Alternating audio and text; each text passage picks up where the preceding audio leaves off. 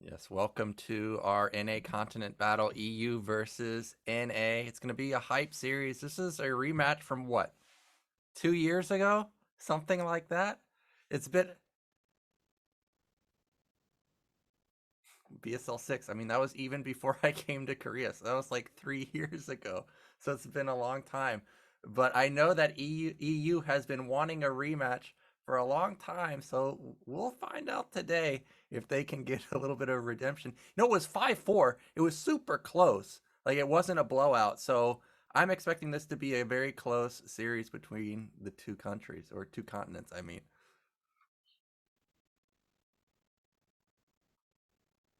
To tune up my microphone.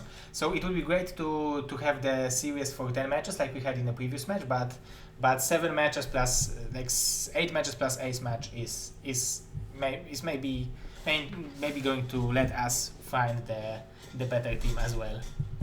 So yeah, that's a tweet to have. This is the best for me. That's why I scheduled it this way, so we have it at the end.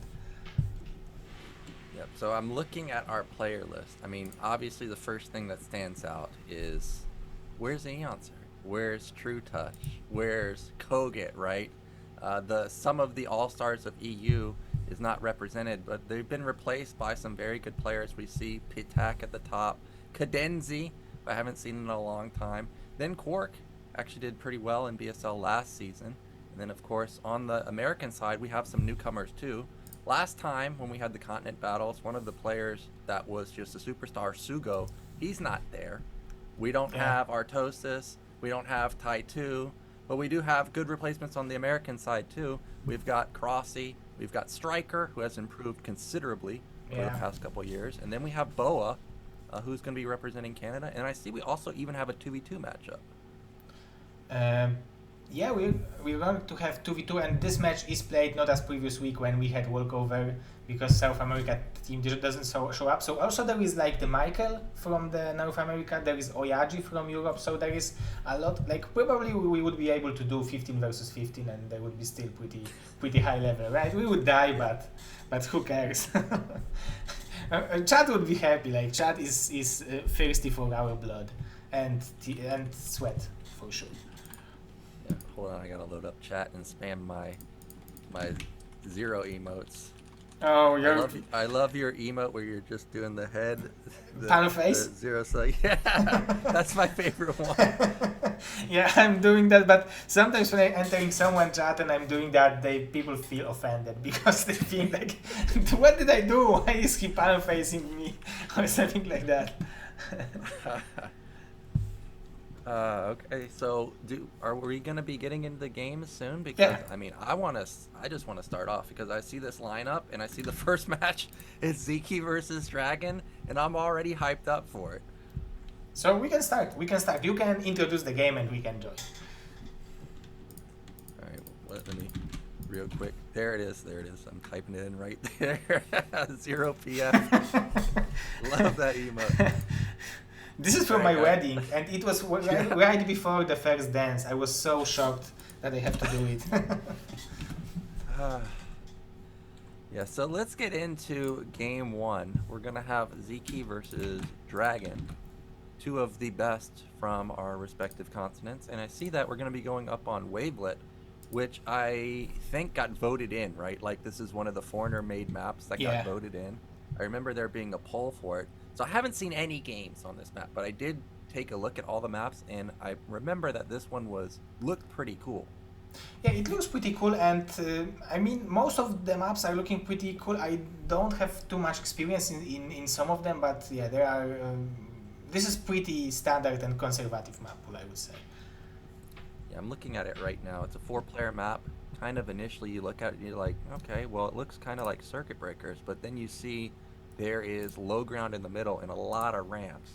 So it'll be interesting to see how that plays out. I'm already thinking about it's going to be a nightmare for Protoss to move uphill versus a lurker defensive line, but we'll see how it plays out.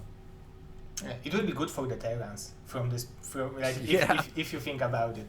So maybe let's go to the first game between Sziky and Dragon. Yeah, let's do it.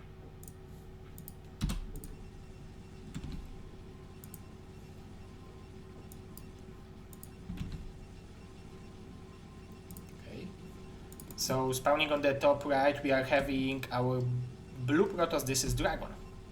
Yeah. Zero, I can only see. Yes, excuse me. Yes, there we go. This there should we be go. good. Okay. Sorry. So in the bottom left we have our red Zerg player.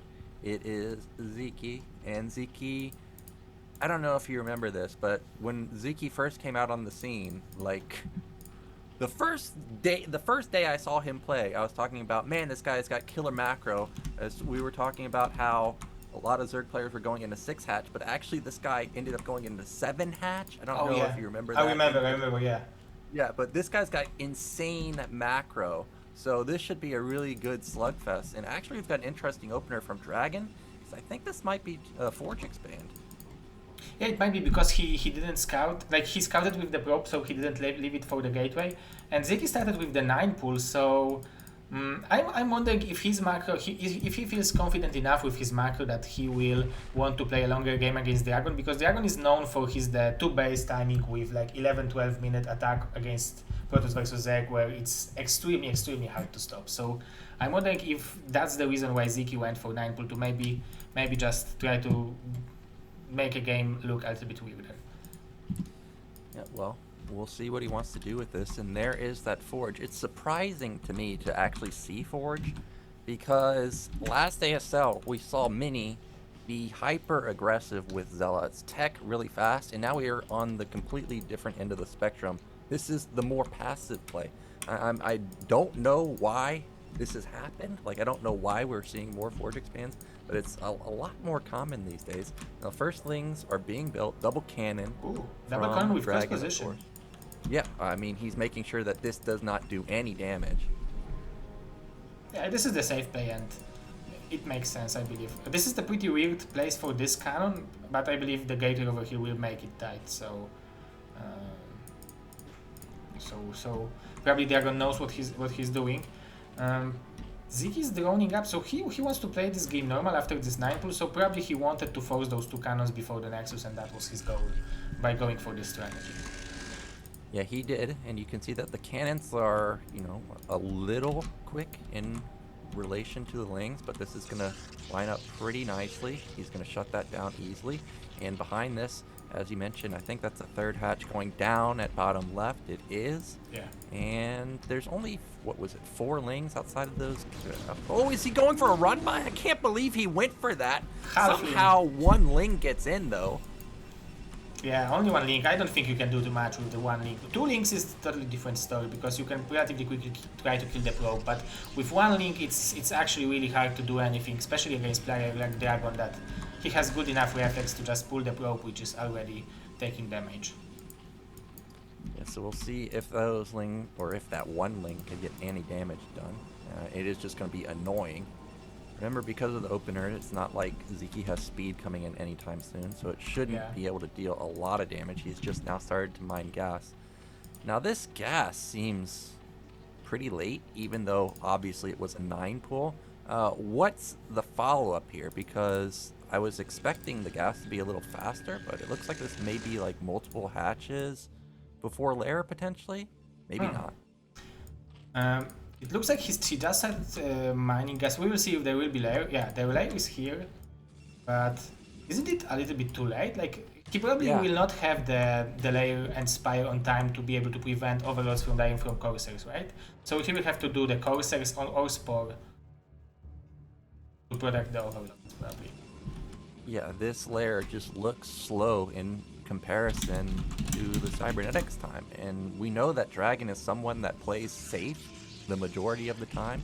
I mean, it's not out of his playbook to go for something like Citadel first, but as expected, there's the Stargate, and he kept that probe alive for a long time, so he saw the lair timing, and he knows that he's going to have air dominance. I expect this Zerg to actually get up multiple kills if it can actually spot overlords, but as I look at the map, it's only one overlord here. Yeah, I don't really see overlords anywhere except for that one.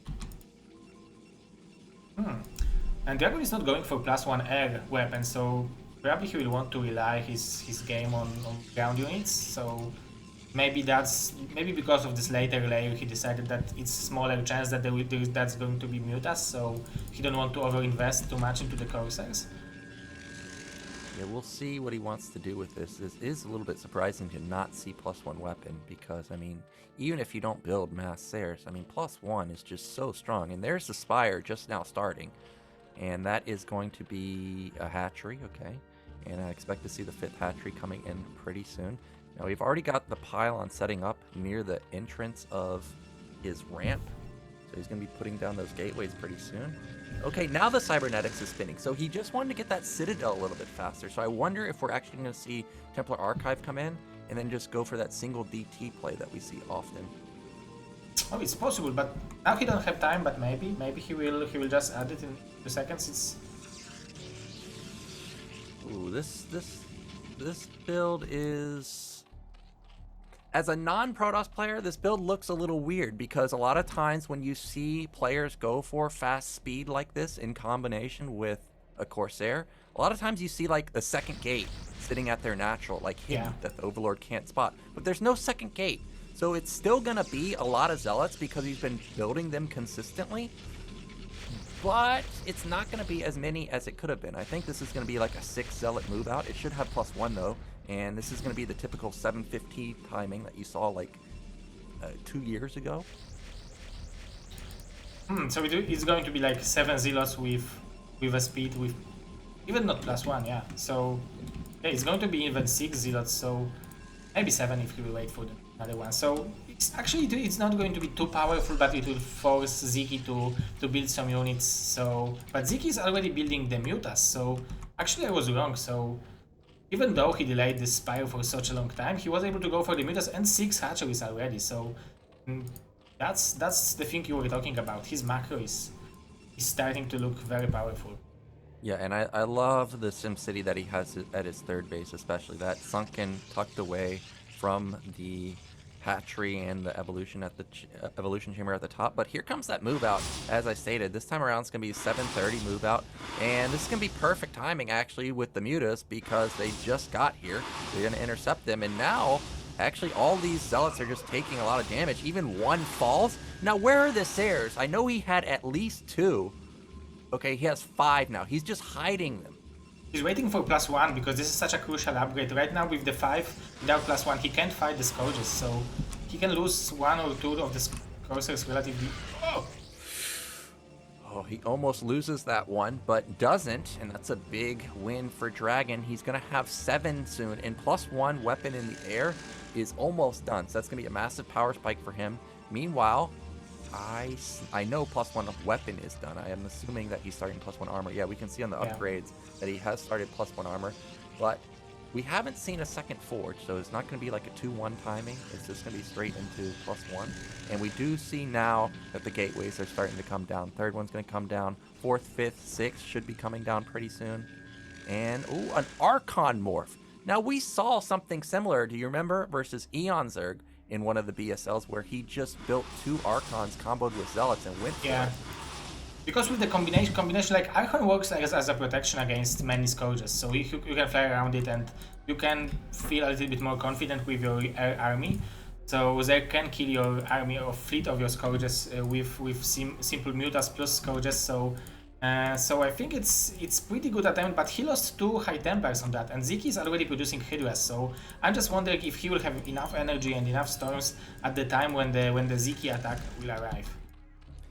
Yeah, we'll see, and we know that Sziky is king of macro. I mean, look at the drone count relative to the probe count. Oh yeah. This is pretty much exactly what you want, almost even workers. You've got a third base, you've got your drones, you know, split up perfectly among the bases. This is exactly the position Sziky wants. He's even almost even in supply, so this is going to be a really difficult situation for Dragon, especially because he lost those 2 Templars building the Archon. Yeah. And now what do?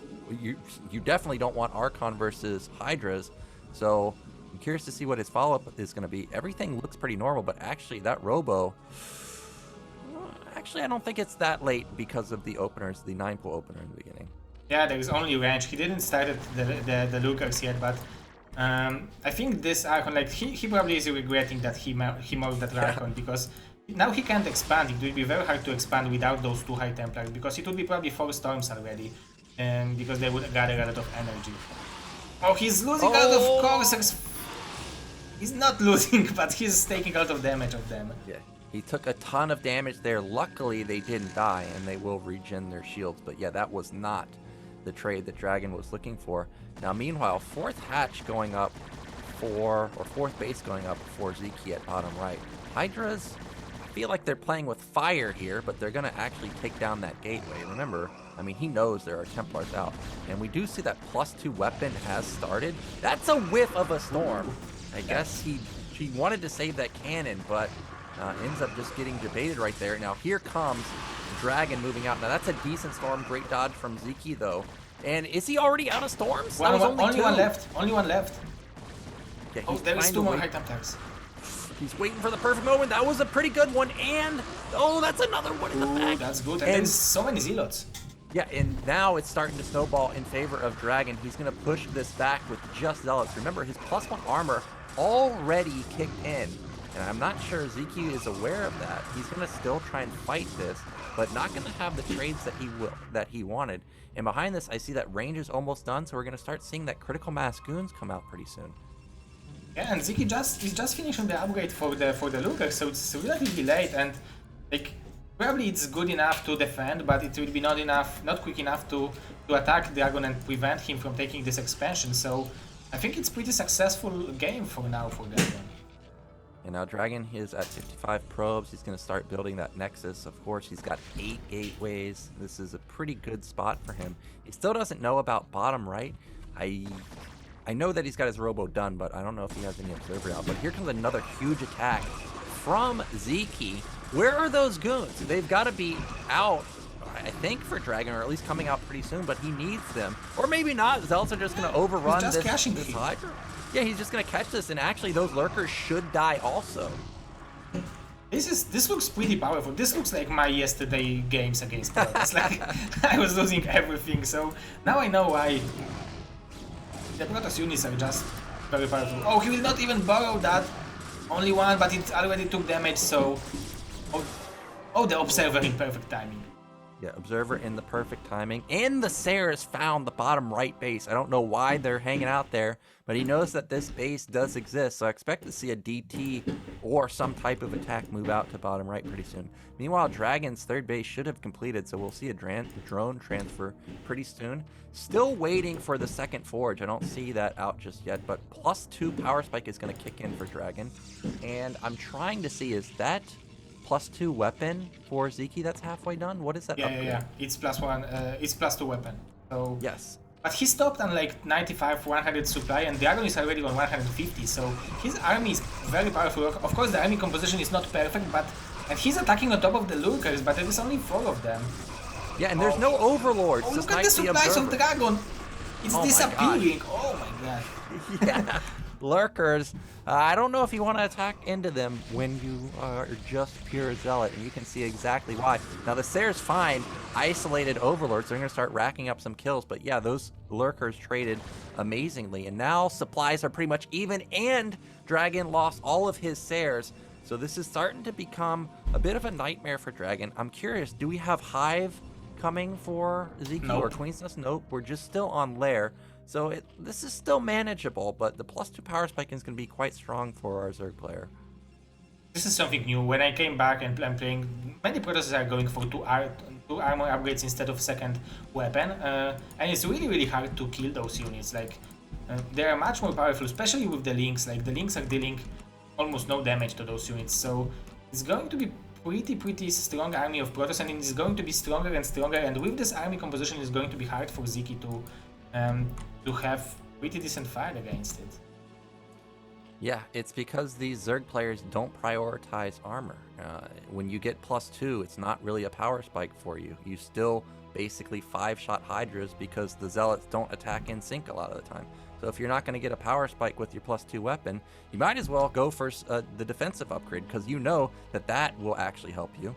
And we do see that Protoss is going for an attack, but meanwhile at the same time, Zerg is going for a backstab. Gonna back off for now, and Dragon is actually taking mid-right, an interesting base to take. Relatively easy to defend, like, yeah. It's very similar to the Secret Breaker, essentially, when I'm looking at it. Yeah, that's my first reaction was like, wow, this is Circuit Breakers, but obviously there's a huge line in the middle of the map, so that gives it a little bit of an intricacy here. Another, a bit of a difference there is that you can see that third base does have a gas, so unlike Circuit Breakers, you're okay with taking this base. You're not thinking like, oh, it's just mineral only, I don't really want to take it.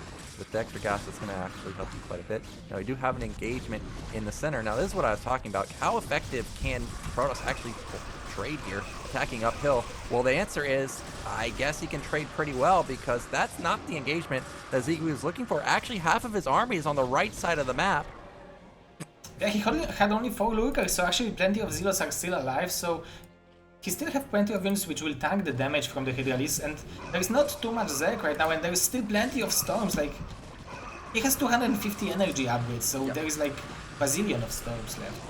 Yeah, and look at this decision making from Dragon. He's realized, like, okay, well, you moved all of your units to bottom or to mid right. They're out of position. I'm just gonna keep sending and kill your base. Like, he's actually just gonna kill Sziky's main. Ooh. He hasn't busted the natural just yet, but look how many goons there are. And Dragon has like 10 gateways. If he can just reinforce this constantly, I don't think Sziky will be able to hold, but we see Sziky is streaming those units that were on the mid-right side of the map back to his base now.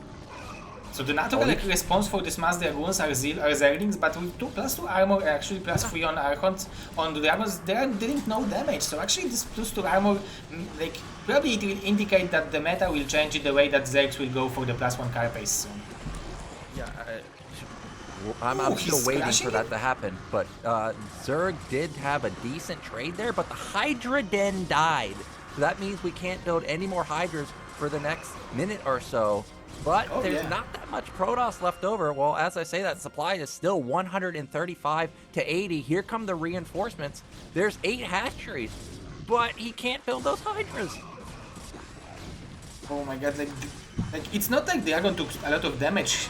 Like, Sziky denied his 4th base, but he's still mining on 3 bases, and he's already taking the 4th on like 12 o'clock-ish, so Dragon is in very good shape, and his macro is very, very good.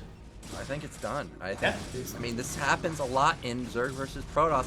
One side just has an overwhelmingly favorable fight, and it just snowballs as long as the other player consistently reinforces. Okay, there is an observer left over, actually 2 of them, so Scourge and Lurkers will not save the day. Meanwhile, Dragon is expanding the top left, and look at him, just constantly sending. Now, I have to say, there is not a lot of goons left over, but when you can't build Hydras, and you've got just 1/1 Lings versus 2 armor, 2 weapon Protoss, or 2 weapon Zealots, that's exactly what you want this Protoss. Yeah, exactly. This is a perfect timing composition against what, and the Hive is on the way, so there is no adrenaline upgrade. So yeah, GG. There it is, GG. So actually, Dragon, he's gonna put a point on the board for NA, and this is best of 1, right? So it's not like it's best of 3 where Sziky has a chance. This is just 1 and done. So NA already up 1-0. Yeah, as you can see, Sziky is crossed. So now Dragon is still alive. 1-0 from North America, and if we would ask, probably people on the chat, probably it would be like 60-40, 70-30 for Sziky. But Dragon showed us his super strength. Like, Dragon PvZ is very impressive. Like, he's very consistent with his plays. Yeah, one thing that I like about Dragon, okay, well, there's a lot of things that I like about Dragon, but people out there that are thinking like, okay, well, what's a foreigner Protoss that I can watch and copy? Well, Dragon's one of them. He doesn't have, 300 APM, he doesn't have 400 APM, he's got like 200 APM, and what Dragon does best is he does build orders best. I've yet to see him play a game where he messes up his build order. Like, it's always consistently hitting it. He hits his timing, he hits his build. You can copy it easily. He's a good player to copy, and you saw it right there. Like, he hit everything. He constantly reinforced, he took his bases, and unfortunately, Sziky out of position just once, and that's all Dragon needed. Yeah, and this is what North America needed. So this is actually pretty big win for them, for you guys. For North America, because the European guys probably relied on Sziky winning very hardly, and now it's getting more interesting and interesting. Yes, and we're gonna have our second match coming up, which is gonna be Ptak versus Gypsy. I'm sure everybody knows Gypsy these days. He streams a lot. He's one of the best Terrans in NA. I mean, he's one of the best foreign Terrans, because really there's not that many. Another thing that I noticed about the EU lineup is Koget's not there, and he was one of the best, if not the best, Terran. So there's a real lack of Terrans, but Gypsy is trying to make his mark in the Terran scene. And I think he's for me he's like, you and him are probably top 2 North American Terrans, right? Yeah, I mean, there aren't any other ones. There is the guy called Weep. There is a guy called Weep. That is true. Actually, now that Gypsy's been interacting with more NA Terran players, I've become aware of Whip and Mars, like they're good Terrans. yeah. But before that, I had no idea that there were even any other Terrans at all. Like they just don't exist. And then Artosis is in Korea, so he doesn't even count. But And Gypsy is really good Terran these days. did you realize that all the Terrans, like all the best casters, are Terrans? Yeah, I do realize because I get comments about that. It's like, get a Zerg caster, get a Protoss caster. There's too much Terran bias in this cast. Oh, so yeah, I think it's good enough. Like people don't appreciate the objectivity of the Terran players, right? Well, Ptak, on the other hand, he is an older school Zerg. Oh yeah. He's from Croatia, right? He was like a WCG representative multiple times. So this is definitely a clash of generations here. Gypsy, not necessarily a newcomer, but definitely younger. And Ptak, definitely older generation. So it's going to be cool to see how these two styles collide. Yeah, definitely. For me, it's going to be interesting. So let's go to the game between Gypsy and Ptak.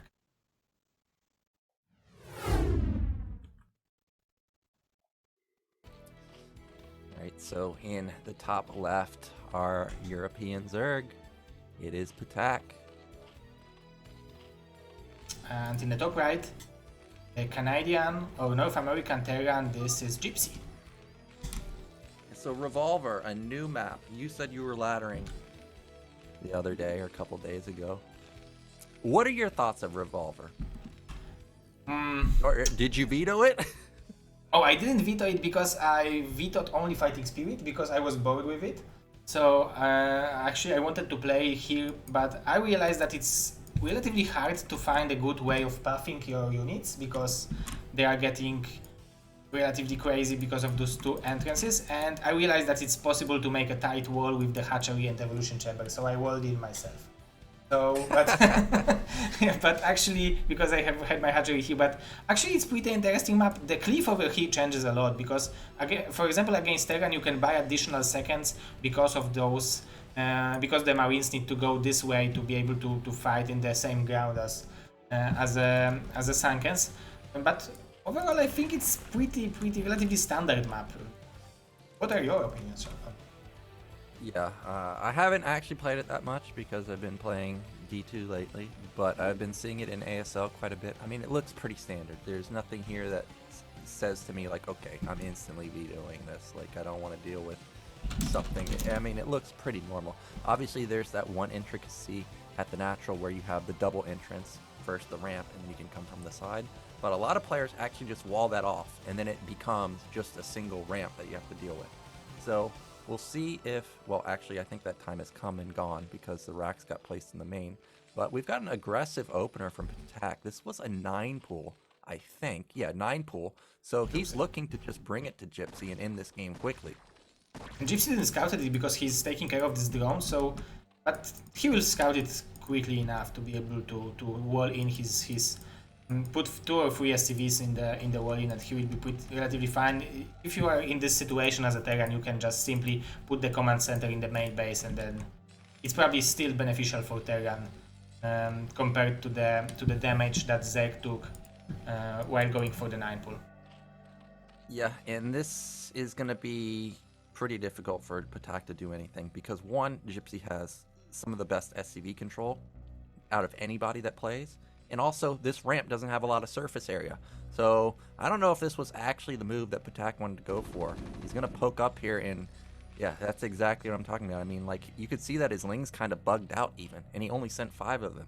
So, not going to have any success, but actually, we just saw this in ASL. Soma pulled this out, and looks like Ptak is going to try his luck with going for what seems to be Sunken Man into Ultras.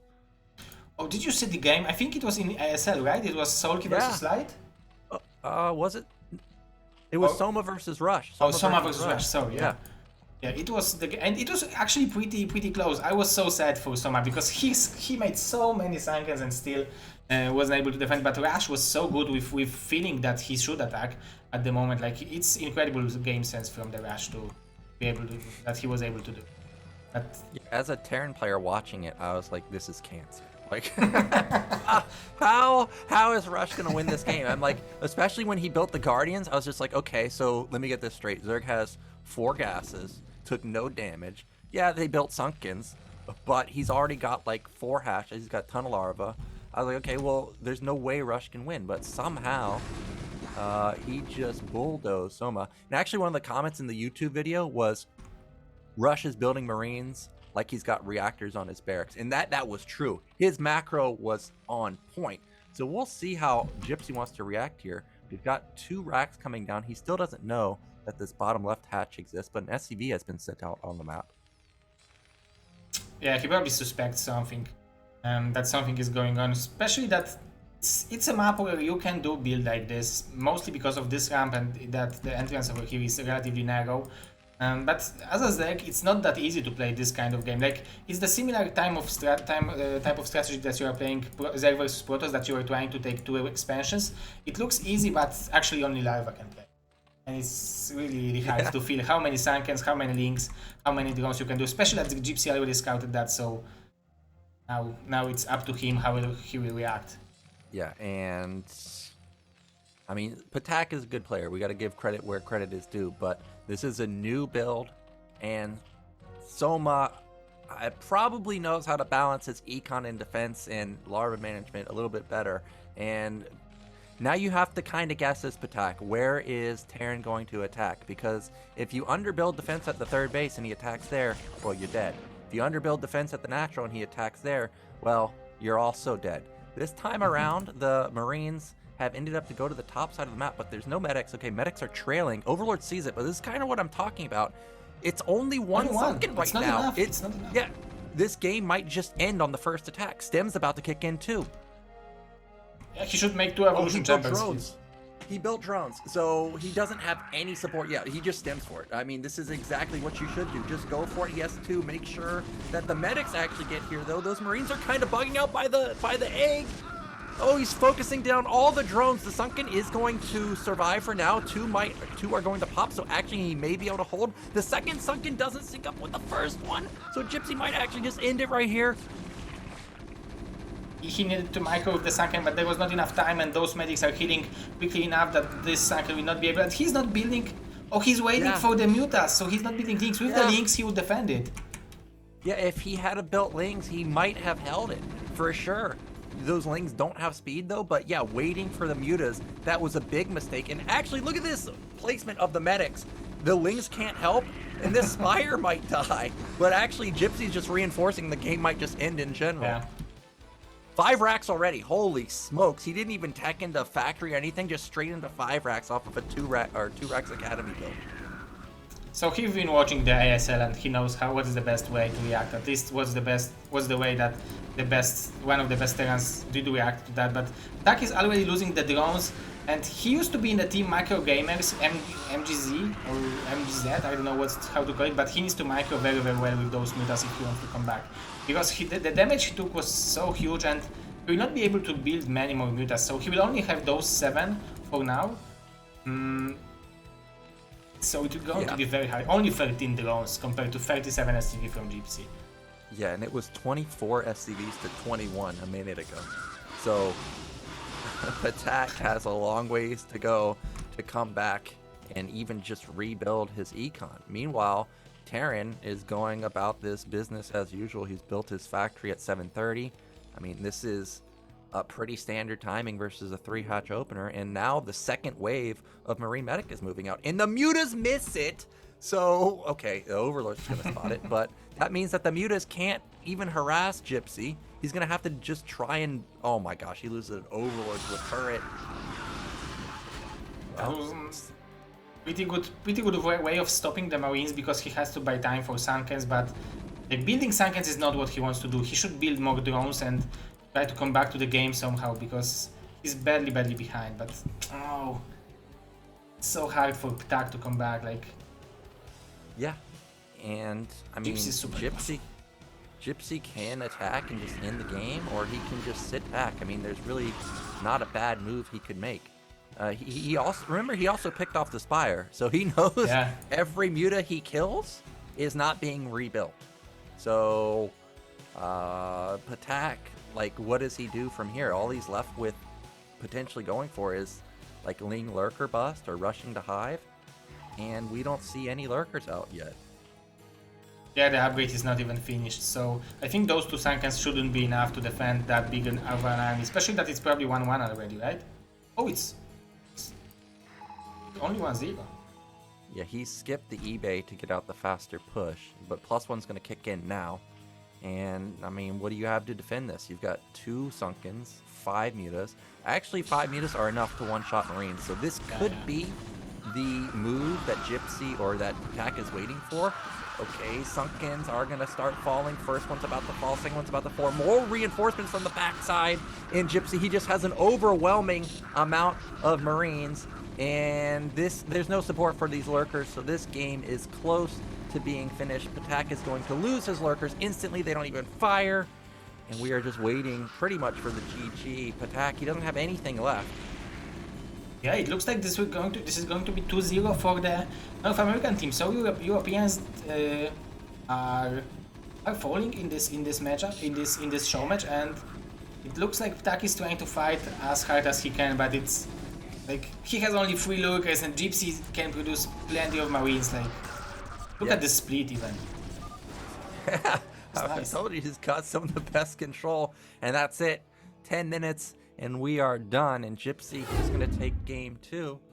And like I said, the downfall of playing that build in particular is, one, it's new, and you got to balance your defense. You saw it exactly right there. There's 1 Sunken. If he had 2, he would have held it for sure, easily.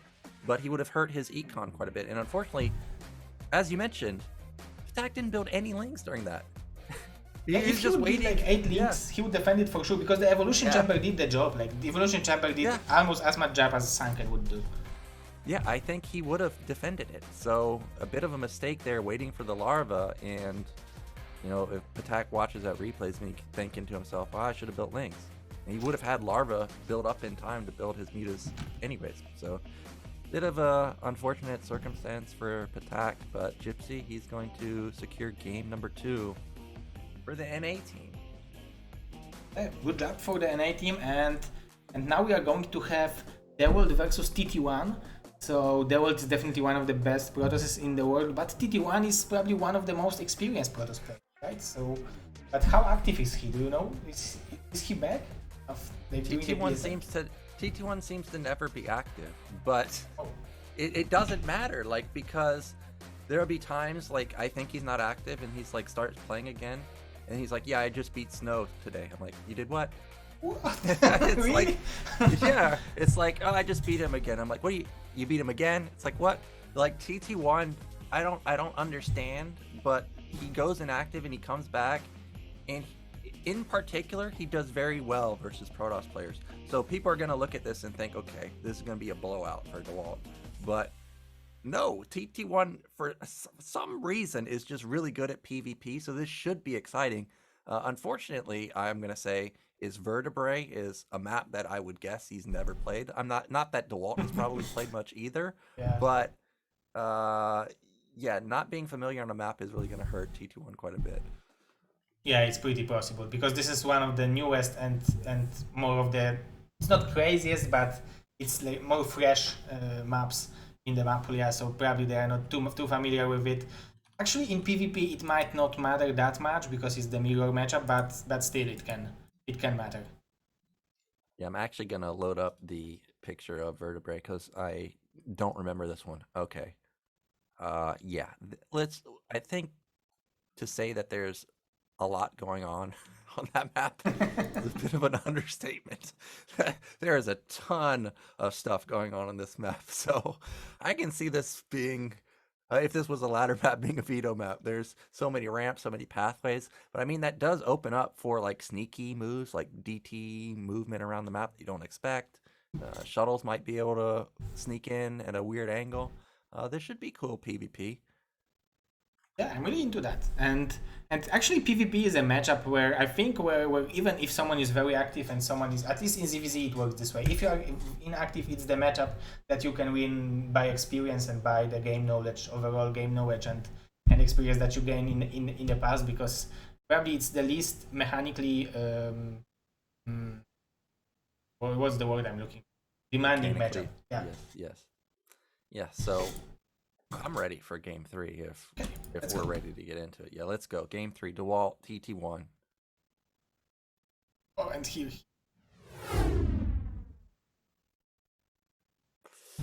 All right, guys. Top right, our Canadian Protoss. It is TT1. And bottom left, our European. What was this? Is the and Russian, Canadian, European. I think. Depends. Dwalt 1 and TT1. I'm wondering if that's the coincidence. Yeah. Now, Dwalt, everybody knows, of course. I'm sure everybody knows TT1, but Dwalt, oh my god, is he good these days. Well, like, just a few months ago, I remember there was like a post by Rush Brain, some type of reward if anybody gets 2,800. And of course, Dwalt was able to claim that reward. So Dwalt is just absolute monster, especially these days. Yeah, he is. Like, it's so incredible, especially that he's not playing this very micro-intensive, because Bonnie and Dwalt, they are both best Protosses and they are playing completely different style. Dwalt is having such a good macro and feel of a game, especially when you are watching the longer game of his. Like, it's so incredibly interesting to watch. Like, he's super. Yeah, the one thing that I remember Dwalt did a couple seasons ago was he actually went for double shuttle Reaver. It was on that, yeah, in PvP. It was versus Bonyth in one of the series that they had, and unfortunately, double shuttle Reaver is really hard to control. But recently, I saw PvP in ASL with Scan, and I pointed that out, and Scan seemed to not be shocked that there was double shuttle Reaver. So apparently, Dwalt was either ahead of the curve, or that's like a new thing in PvP that I was not aware of at the time. So we may actually see some cool, more modern styles from Dwalt. Meanwhile, in this game, we see that I think pretty much we've got the exact same build. Yeah, we've got the exact same build, but Dwalt is scouting a little bit faster. So there goes, like, this is the 50% of the game of knowing the map, that sometimes based on the map you are choosing the build order, and they both decided to go for the same one. So, or maybe it's just the safest choice. But TT1 is going for the Zealots, so he will want to probably scout and harass a little bit of the world. Of course, it gives you an option to kill the probes, but it also gives you an option to lose the Zealot for Dragon Micros. Yep, and Dwalt does confirm that Zealot is coming. We know that he has skipped the Zealot, and rush distance seems a little bit far, to say the least, so I don't expect the Zealot to... okay, that might be moving in for a Citadel, because that is moving out at the moment. Oh, it is a Citadel. So we've got Citadel opener from Dwalt versus unknown tech from TT1 so far. Everything looks like this is going to be Robo, though. But remember I was saying this map has a lot of pathways, and Yeah. you know, I was thinking back to Rain instantly when I see this, because Rain, he goes DT, he goes Robo, he goes delayed DT, and even when it looks like a build order advantage for the opponent, he just knows like observer time is, and he sneaks in that DT. So I wonder if Dwalt can sneak in a DT somehow and get a lot of kills. So sometimes it's like, as you said, I forgot about it, because I was thinking that if TT1 will go for the relatively good observers, then it will mean that he will probably have like game win. But when you have Dark Templars, you are also threatening that you will sneak by the Dark Templar to the main base of your opponent. So actually, it's not that easy to counter the opponent who is going for Dark Templars, and you need to know that he's going for that. And right now, TT1 is playing blindly, but he's perfectly countering what's coming from Dwalt. Yeah, like, if I was to bet money right now who's at the advantage, I would say that this is the dream scenario for TT1. Okay, now this is interesting. Triple Zealot coming out for TT1. You know, Zealots soak up a lot of hits, so he may be intending to just bust Dwalt with an early attack. I don't think I've really ever seen this opener, or follow-up, I mean. He skipped range to rush the robotics. The observer is going to line up pretty much perfectly. Now, meanwhile, Dwalt, he's just going to expand behind this. But what's the reason for 3 Zealots? Is because he didn't have gas? He probably had gas, right? So... yeah, I don't know. like as you said, they will work as a tanks, so they will probably be able to take a lot of hits, but Dwalt will have 3 Dragoons. Of course, the advantage from TT1 side will be the range for the Dragoons, so he will be able to out-micro his Dragoons, but he will only have 3, like the same amount as Dwalt, so it's not like he's going to have like huge number of Dragoons, and we need to keep in mind that he should leave some at home to be able to defend against the sneaky Dark Templars run by. Oh, he will scout it perfectly. Oh, are you serious? He intercepts it instantly. Dwalt realizes that and turns around. And I'm a bit sad that TT1 didn't build like a second gate or a third gate, because if we look at what TT1 has right now, if he builds an extra observer and even just has his rally pop out of like 2 gates, for example, and attacks right now, I mean, Dwalt literally has 3 goons defending his base right now, man. That's it. I don't even know if he has range. Like 4 goons would win this fight. So I'm a little bit sad about that. But as played, Dwalt, he's got his natural up and running. He's going to have a big influx of money pretty soon. And now he's got actually 4 gates coming in. I think that TT1 still has like maybe 1 minute to try to win with the advantage he has from the build order, because every second now is working for the favorite of Dawid. First of all, he has a right way, second of all, he's already mining in his natural. So soon, and he will probably go for the storm as well, so this tech will be pretty powerful. But maybe with a good Reaver micro, it's possible to win. Yeah, he's got double Reaver coming. He's got double Reaver coming out even before the shuttle, so I'm curious why he ended up going up double Reaver as a follow-up. You know, was he expecting some type of bust? Not sure, but range is going to kick in for Dwalt now. He's got 7 goons, and now he's got a pretty good army. Meanwhile, 3 gate for TT1, but look at how much of a probe gap there is now. It's 35 to 30, and it was even a moment ago. Yeah, it's because of the faster second Nexus, right? He was able to build with 2 Nexus instead of 1, and maybe TT1 was cutting some probes. But maybe it will work as his advantage, because it's not necessarily bigger probe number has to mean that you will win. Especially that Dawid is attacking right now, and with this Reaver, I think it should be pretty good for TT1. Well, we'll see if he can control it. There's double DT in that army, so that's a lot of firepower on the front lines. Meanwhile, as you mentioned, just because you have more probes doesn't necessarily mean you're going to win the game, because if we look at supply, there's 7 more workers for Dwalt, but he's only up 6 supply.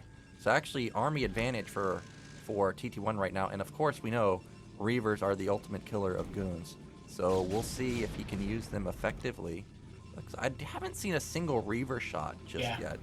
He's saving them. Like, in terms of potential, I think TT1 army has definitely much bigger potential. When he will have a shuttle, it will all depend on his micro, but if he will micro correctly, he should be able to have like the advantages straight for himself. He's adding additional 4th gateway. Now it's definitely time to attack. But he needs to be very careful. And those 2 sneaky Dark Templars, I can't tell you how many games I lost because of those kind of units. Yeah, well, TT1 building that extra gate and having, you know, so many Reavers out already. Actually, I think he's kind of all in with this, because he's not building probe count at all. Here comes the shuttle. It's in the front. Oh my god! Oh my! It's one-shotted by the goons. And that. Yeah, this is what Dawid needed. So as you said, yeah, this map have many different paths, and this is so bad for TT1. He was having such a good situation. Now it's so terrible for him. And those 2 Dark Templars defended perfectly, but yeah, that was nice from TT1 that he was building the Observer and Dragoon, but he lost the most important unit, which is Shuttle plus 2 Reavers. Oh my! So sad for TT1. Yeah. That's one of those scenarios where if you play this game 10 times in a row, this is the one game where the shuttle is out in the front and you think to yourself, why are you out in the front, man? Aren't you slower than the goons? Yeah. Yet somehow it's sitting there. And again, this is, like you said, another reason that I had a feeling this might be a little bit tough, is because Vertebrae, not a map that obviously either player has been playing on. And you can see that he was not expecting those goons to be there. Yeah. And now Dwalt is in a commanding lead. Not only did he have probe advantage that whole time, now he's going to have at least even tech advantage and potentially even a 3rd base coming up soon. Yeah, it looks like he's getting ready. He already has a speed for the Zealots. +1 is almost done. He has 8 gateways against 6 from TT1 side. He's already making this +1 weapon upgrade, but right now the probe advantage does kick in for Dawid. Those 12 probes are generating enough income to saturate those two more gateways. Yeah, so we've got 8 gate for Dwalt. Archon coming in, he already has speed. There's that third Nexus. We know that TT1 is getting +1 weapon, which is actually a big upgrade in Protoss versus Protoss. But as I say that, look at Dwalt.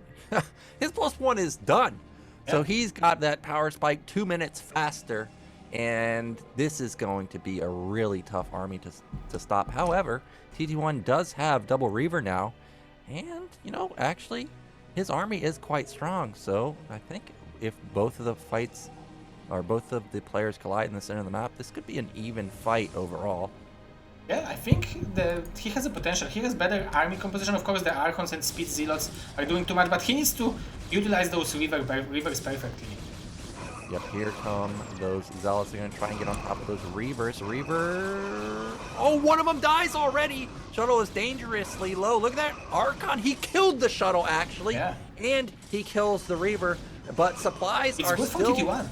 Yeah, he's up in army, but that Archon is going to soak up a lot of shots. You can see that he's down 16 workers, but look at supply. Oh, wow. There's pretty much just a 16 supply difference. So the armies were pretty close, despite obviously losing those 2 Reavers in the early stages, and he's going to go for a counterattack. He can try to kill the third base at least. You can see that Dwalt feels the pressure because he's already morphing the Archons. He's not waiting for the storm energy, and TT1. Like, we can't say he has done it, but like looking at what he could, like what he did with what he had, it's so impressive how close this game is. Oh, but now he can be sandwiched. Yeah, he's going to be sandwiched from both sides, and those Archons soak up so many hits. It takes like 20 hits from a Goon to kill an Archon, and then Zealots in the front also take like 20 hits to die. And unfortunately, Goon Man versus Zealot Archon Goon Man with +1 weapon advantage, that is not going to be a favorable trade. But still, TT1, I mean, you look at supplies, it's still close, but remember, he's working with 16 less workers. So the longer the game goes on, the better it is for Dwalt. He'll shoot up in supply much faster. But he still has, you know, a decent econ going. He does need to build up a third base pretty soon, though. It's so impressive that he's able, because when we're looking at the army supply, it's actually very similar because of the probe difference, so it's so impressive that TT1 is able to macro so well. Yeah, he's done a good job after the Reavers died in the early stages. I mean, he's done a good job overall, but he is on the back foot, down 22 workers now. He's building a 7th gate. He's still pumping out those Reavers, though. And Dwalt is still kind of just on Gateway, man. Like, I don't see any Templars. He's just been built. Okay, there's the first Templar. He's just been building Archons. He needs to get Storm, though, because TT1's army is still dangerous. And the Dwalt army composition looks relatively weak, I would say. Maybe with this high Templars, there will be finally some AoE, because until now he was playing with pure muscles, and TT1 army, like, even though that the Zealots can soak up so many hits, like, if the Weavers will deal with the Zealots, then the Dragoons advantage will kick in. So actually I like the army composition from TT1 a little bit more. Oh, but no ops. He needs some Zealots. Like, he's got so many Goons, which is great, but he needs something to soak up some hits. Man, he's building so many Goons. Yeah. +1 armor is coming in. It's about halfway done. Meanwhile, the Dwalt's +2 weapon is about to finish. So there's going to be, again, another minute or minute and a half window where this is going to be a massive advantage for Dwalt. And again, that high ground. He's controlling it. Yeah, he's making sure that that does not happen. Here come those Zealots. And this time around, there is Storm in the back, so it's going to be much different. Oh, that's a good Storm on the front. He blankets even the... Oh, but how many Storms? Oh, he killed one head of them with the energy, so... Actually, that's not too powerful army from Dwalt. It looks like TT1 army is much more powerful, especially with those 2 Weaver, but he needs to be so careful for this shuttle. Yeah, he needs to be careful. What is it, 20 health or so? Yeah. Dangerously low. But again, the comp is almost pure goon. I thought that shuttle was going to die. It is going to die right now, and that means we've got exposed Reaver. Goodbye, Reaver number 1. Goodbye, Reaver number 2. And now it's just pure goons versus Zealot goon, and it's just an overwhelming amount of numbers now. It's almost a 50 supply lead for Dwalt, but there's only a 23 worker discrepancy. There's also AoE for Dwalt, but... yeah, okay, there's just too many units. Yeah. Zealots coming in through the back. Yeah, it's just too much. And TT1, he is going to tap out, and that is going to put on a point on the board for Team Europe. Yeah, but it wasn't an easy win. It was really good game from TT1, and if he wouldn't lose, I'm still wondering what the game would look like if he wouldn't lose this extremely important shuttle in the middle. Like, and, that was like, I know the pain of this lose. Like, I know how frustrated I would be for myself if I would lose. Like, sometimes, like, it's similar to the frustration when you have 11 mutants and you have irradiate and you can trying to split it and all of them are dying, or like 10 HP left on all of them. You are so frustrated then. I believe TT1 got frustrated, but overall he showed us really good game, and especially that he is not very active. Yes, like I said, I mean, even though he loses there, you saw that there was a potential to win. It doesn't really matter how active TT1 is somehow in PvP. He just always is pretty good at it. But unfortunately, Dwalt does secure the win. But now we're going to have that 2v2, which is going to be interesting because I haven't seen a 2v2 in a long time. But I know that a lot of players have been asking for it, and I think Team Europe and Team NA have pretty good 2v2 squads. Okay, so I know MadinHo, I don't know voodoo too much, but I don't know Hisup and Newblish. Is it your secret combo team? I know Newblish only because I recognize his name, but I have no idea who Hisup is. But they must be good 2v2 to make it in or be recommended into the continent battle. And I of course know MadinHo. I don't know Voodoo either, but I know MadinHo likes to play 2v2, so this should be an interesting matchup. I have to say, is that double random for Team NA? So we've got potential for double Zerg? Actually, I don't know what race they will play because it's 2 versus 2. It's actually really hard to judge what race the players will choose because, like, even when someone is playing the race in 1 versus 1, it doesn't have to mean that he's playing the same race in 2 versus 2. That's true. I think the CadenZie is like, I don't know if he's playing Zerg in 2 versus 2, but he's a 2 versus 2 player because like, he's one of the guys when he's like every season like Zero, it's time for 2 versus 2 out there, and like he's lover of 2 versus 2. All right, well, let's get into our 2 versus 2 game if it's ready. Yeah, it's ready. We can go for it. Okay.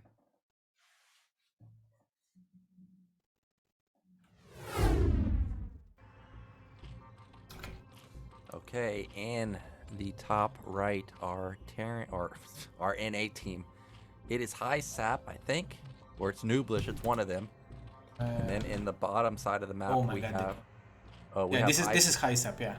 Hisup in top right, and then Newblish at top left. And then in the bottom left, we have a Zerg, Voodoo, and then MadinHo, of course, in the bottom right, representing Terran. Now, I don't know if you play 2v2. I haven't played 2v2 in a long time, but we've got, what is this? Protoss versus Zerg? Or Protoss and Zerg versus Terran versus Zerg. What unit comp should we expect? So I used to play in 2 versus 2, and I was playing with the Protoss most of the time, but I was playing with Jonek as well as a Terran. So when you are playing Zerg and Protoss against Zerg and Terran, I think that one of the build orders is that Protoss is going for the Forge and is trying to make cannons on the ramp of the Zerg, and Zerg is trying to go for relatively fast mutas. So this is what I know that we used to do back in the days when we was playing 2 versus 2, but yeah, I haven't played 2 versus 2 for last 10 years, almost. I have played like maybe 10 games for last 10 years. Yeah, I've seen a lot of different styles in 2v2. What I think will happen is I think we're going to see some mech play out of the Terran at bottom right. Whether it's Vultures or Goliaths, I guess we're going to have to wait and see. But Goliaths are pretty strong. But what that means is if Terran techs, that means Zerg kind of has to fend for themselves for the first few minutes. So we'll see if the opposing team will focus their attention on that's that is not mech. That is double barracks. So actually, the European squad is going to be the aggressive one. Yeah, and I like the way that Hisup scouted the second barracks, because he turned around the drone to see if it's factory or barracks. So he confirmed that this is Marines and Medic. And that's it. It's double gateway, but I'm wondering if they will go for the Forge to secure. Because as you can see, he's going for relatively quick tech. How many drones will he have? He will have 8 drones, so he will miss 1. Oh no, he will not miss 1. He will have 9, so it's going to be very fast tech. I'm pretty sure no speed. Yeah, so he's going for fast mutas, so I'm pretty convinced we are going to see cannons over here. But we'll see if that is the case. We've got the double gate, as you mentioned. Meanwhile, not often you see a hatchery placed there, at least in 1v1. So that's going to be Sunkens on the ramp if he needs them. There's no hatch at the natural. Meanwhile, MadinHo going for that 2 racks opener. As I stated, I see that he has taken gas. So he's going to be going to the academy pretty soon too. We've got both players with Lings out on the map. And, okay, there's Lair started. Yeah, so Zek and Protoss right now should have relatively good situation. It's very smart for MadinHo to bring the Marine on top of the ramp, so he will help to defend against Zelos and Lings. And this hatchery is placed in a relatively smart way, because if it would be a very dangerous situation, you can always place Sunken over here and it will... Well, that one Marine doesn't look like a lot of DPS, but when it can't be hit, over time it does add quite a lot of damage, so the red squad is going to have to be careful to not overstep. Meanwhile, SCV scouts exactly what's going on, sees that that Spire has already started, but MadinHo's Academy is about 10 seconds from finishing, so he's going to start getting that stim and range upgrade. And red squad is going to try and poke in, but that's a lot of Lings. I don't think they're going to be able to deal any damage here. More Lings being pumped out. Yeah. It's mass Lings and very late tech and some... So it's going to be probably Spore play. But the expansion and the cannons in the natural is a little bit more, I don't know, improved game style what I used to know, but it's very smart, because those 3 will be not enough, but maybe with 4 or 5 Sunkens cannons it should be enough against mass Lings and Marines and Medics. Well, we'll see if it is going to be enough, but at the same time, we haven't even looked at, that's what I was wondering, is how many cannons are on the left side. You have to remember, also, Protoss is, skimping out on tech to defend the Zerg player, so that's something to keep in mind too, is that, Zerg is going to scale up a little bit faster, but Protoss is going to be lacking, so there might be a bit of vulnerability somewhere that the blue team can exploit. I did notice that Spire is done for the red squad, however, Spire about 66% done for Team Europe, and instantly +1 weapon. I like it, because this will be the main force power of the North American team, because... Oh, this is a cybernetic core here, but whoa. I didn't expect that, but Protoss didn't tech, so actually this is the highest tech of the North American team for now, so I like that they are trying to make those mutas being as good as it's possible, especially that it's going to be a long time until Terran will have irradiates all Valkyrias that will going to like deny those mutas from harassing very hardcore. Well, you can see that the red Lings are trying to shadow those Marines because he wants to know where they're going. If they go to top left, well, 2 cannons are really good versus Marines. But if the Firebat's able to soak up some hits, I mean, this is wild. We've got Citadel in the front of those cannons now, just trying to Sim City like we see Sunkens and Evolution Chambers. I'm liking actually Red's position if they can actually stabilize going into the mid game. But Blue has, or the Terran Blue, has a really strong Marine medic army. Yeah, it's pretty powerful, and he needs to be careful. I mean, the red Zerg should be careful because he shouldn't lose the mutas to Marines, because he still need to be able to fight against. Oh, there is 5 versus 7, so it's huge mistake from the Hisup. If I'm from the Hisup, yeah, it's pretty big mistake. But he was able to buy some time with the Lynx, so he didn't lose the mutas. But it would be so bad if you lose this engagement. Yeah, a bit of a mistake there, but he does have his natural, so he will be able to catch up in the muta count. And we do see that mean, both players are kind of just sitting back. Actually is... Whoa, okay, we've got a gateway being built. It's probably for the High Templar. Yeah, it's probably going to be for the Templar, yeah. And back in Terran's main, do we have any tech? Oh, Starport is actually halfway done. Yeah. So Vessel's going to be coming out pretty soon. That's pretty large number of Marines and men. With no +1 yet. Oh, and he's not... Yeah, no +1. There's 5 cannons, a single sunken. Oh, 5 cannons is a lot, but I don't think it's... Yeah, it's not enough. There's not enough for all this. This is a ton of bio. And this is what I was worried about is, okay, like, Zerg might be safe, but what happens if you just attack top left? Well, I think we're about to find out because this is a ton of bio.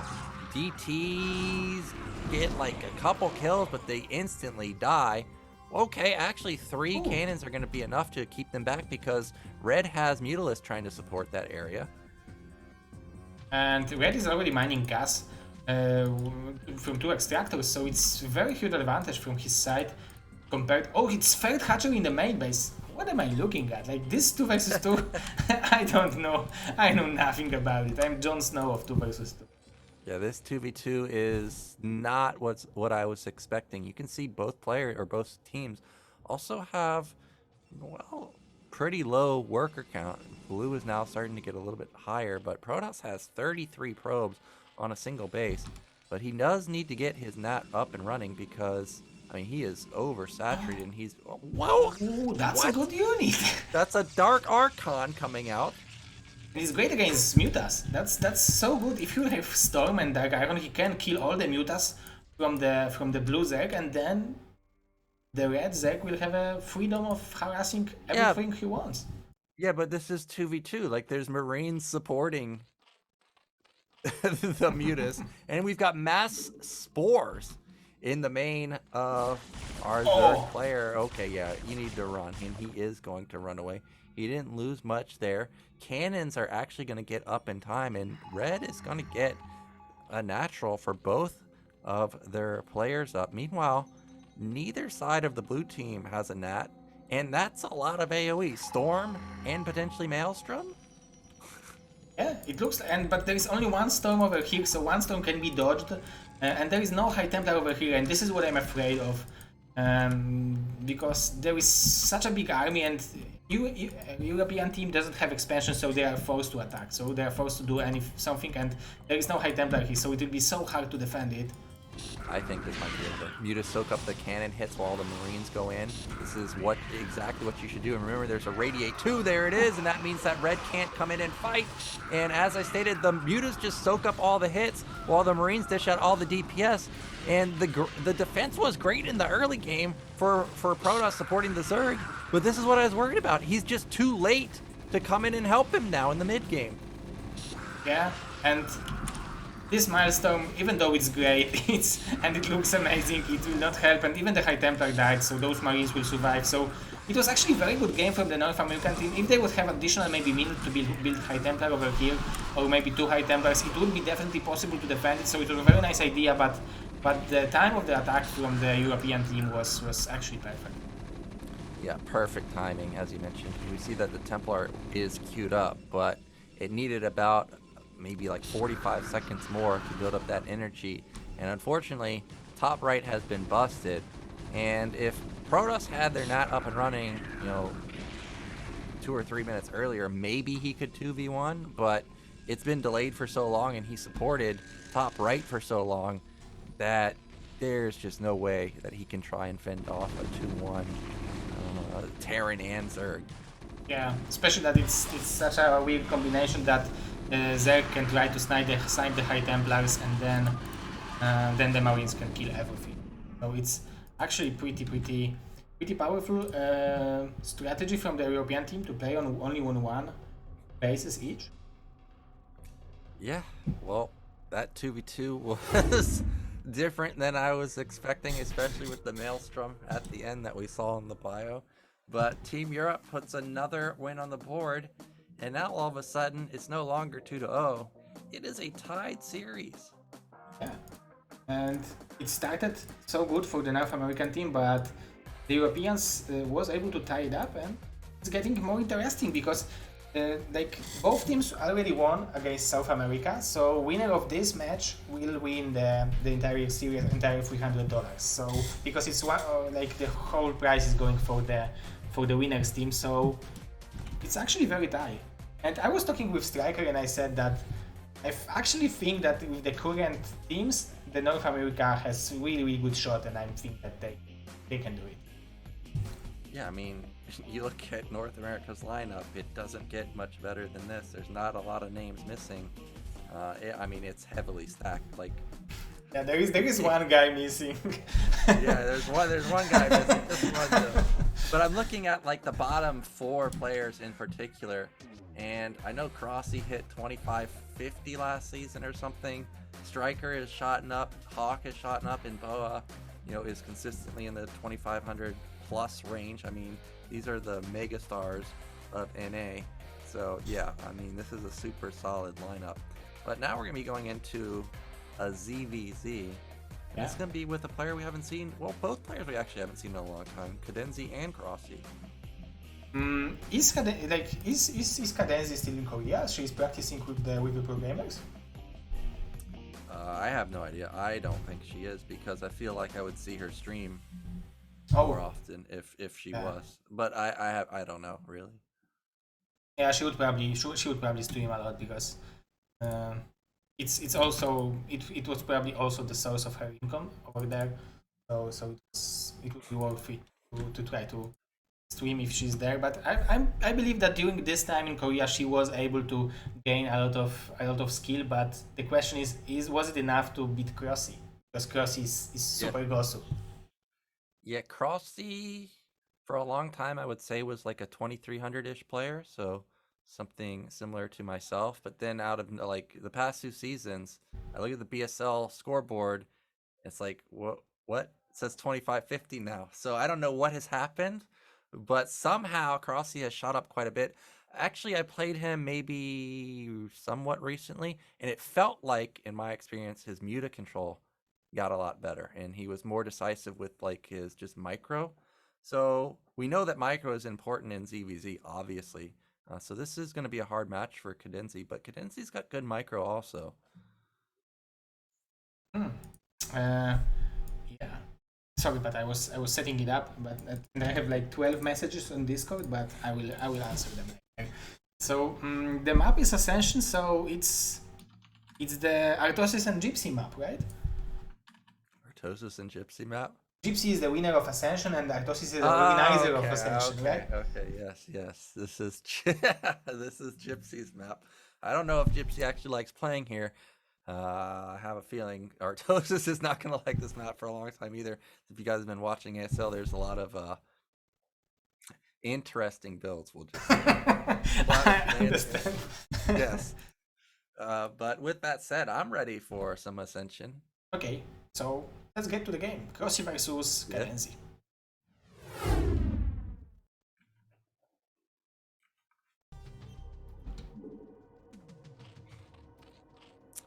Okay, in the top middle, our Canadian player, it is Crossy. And then in the bottom left, we have the one and only CadenZie. Now, I don't know if you're aware of this, but top middle apparently is the place to be on Ascension, because you have like 3 patches that have boosted minerals. Yeah, I can't remember exactly which one, but it's a lot. Yeah, if you can boost 3, like usually you have 1, right? Maybe 2 sometimes. But when you can boost, like it helps a lot, especially in ZVZ when like every 10-20 minerals matter. Yeah, I mean ZVZ, this is the most important matchup where you only have, for the majority of the game, like 15 or less Trones. So we'll see if that actually comes into play. Of course, ZVZ is a lot about build order, and we already see an aggressive opener from Crossy. This is going to be a 9 pool. Now, you're the Zerg player here. Tell me, what is he looking to do versus this? This looks like it's going to be like a 12 hatch from CadenZie. Yeah, so 9 pool is obviously like the counter to 12 hatch, but you can also counter, like, In theory, the 12 pull is a counter to 9 pull, but if you will go 9 pull, like the economical 9 pull, that you will go for the layer, 6 links layer, and then drones, then you have quick enough mutas that you can make the game scrappy and try to win by that. So there are a lot of things you can do, but as you can see, Crossy is not taking gas, so it's going to be... Do you remember there was a game between True Touch and Sziky on the map, 2 players map, where I think it's going to be expansion, 9 pull plus expansion, and it's going to be this strategy from Crossy, so it's very, very weird for me. I am not familiar with this strategy. It's obviously countering the 12 hatch, but what else does it do? Like, yeah, I'm not too sure. And actually, this is not a 12 hatch. This was a 12 pool from CadenZie. So I would say my perceptions of CadenZie, this seems a little bit weird because CadenZie generally is quite aggressive. So to see that this is not a 9 pull and this is not a 12 hatch, I mean, this is kind of the middle of the road, right? 12 pull kind of is, you know, just a safe build, really. Yeah. And kind of doesn't fit what I think of as CadenZie. And actually, this is going to be a good opener for her versus what Crossy is doing. She will have gas advantage. She will have 6 links at the time when the 6 links from Crossy will arrive, and she will have 2 drones advantage. Right now, she doesn't have it because Crossy did build 2 drones instead of links, but still, like right now, CadenZie advantage is in tech, and it's not like Crossy has advantage in larvas or links. So, in terms of build order choice, I think CadenZie is having really, really nice advantage. Yeah, this looks fantastic for CadenZie, but this is Ascension. Ascension has a lot of pathways. There's 2 entrances into the natural, actually, and there is that tiny choke. So if CadenZie is not looking and just like A moves, or if Crossy A moves, and they're fighting in a choke into an arc, I mean, one side could trade extremely favorably, and that could be all they need to potentially sway this game. Now, Sunken is going up for Crossy. Meanwhile, Lair is halfway done, and I think Lair is already done for CadenZie, so Spire is going to be starting in just a moment. The layer is halfway done, and this layer is done, so definitely. And 150 supply, 150 gas advantage is actually 4 Scourges or 1.5 mutas. So it's pretty big advantage for... But it's actually because of that she skipped the speed, so it's not going to be that big of advantage. This is weird. Yeah, just a slight advantage for CadenZie, but Spire is just now going to start for Crossy, and that puts him, what, maybe like 25 to 30 seconds behind the Spire timing. His is about 200 or 150 health versus 300 health for CadenZie. Sunken is going to finish, and that's exactly what I'm talking about right there, that small choke.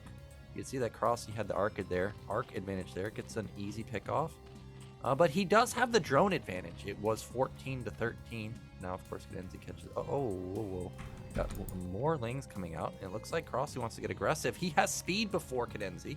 Yeah, and there is only like 6 links left for CadenZie base. She wants to start mining. Oh, but she's losing things for free, and she wanted to start mining gas because she wanted to get a bigger advantage in mutas, but probably she will not survive until the mutas. So this is a great read from Crossy, and CadenZie is very smartly trying to fight on this choke, but she doesn't have the numbers to deal with it, and I think Crossy did it.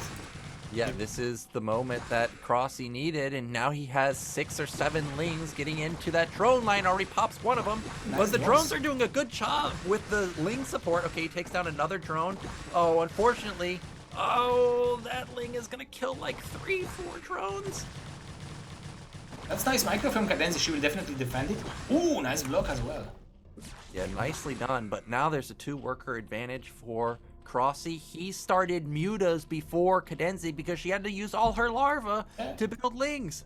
That's so smart. That's so smart from Crossy. So even though that CadenZie has 300 gas, she can't utilize it. So it's going to be a huge advantage for Crossy. And if he will realize that he has such a big advantage, he should definitely go with those mutas and try to attack. But those things will buy additional time for the mutas to build in. So CadenZie is showing us some good game sense.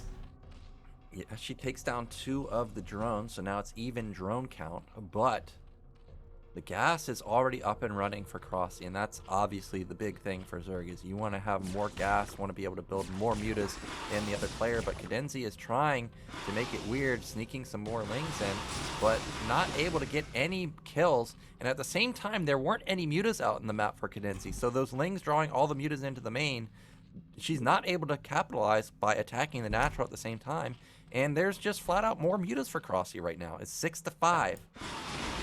And he's already mining gas, so he already mined over 100 when CadenZie didn't start her own gas, so the advantage is getting bigger and bigger, and if you will get like 7 mutas, that's the number that you can start to micro, you can just simply produce mass scourges, you don't even need too many drones, because Crossy only mining with 7 drones. Oh, and 2 here, so it's 9. You can see he's starting to build some more Scourge, and that's another Overlord that died, and that supply blocks CadenZie.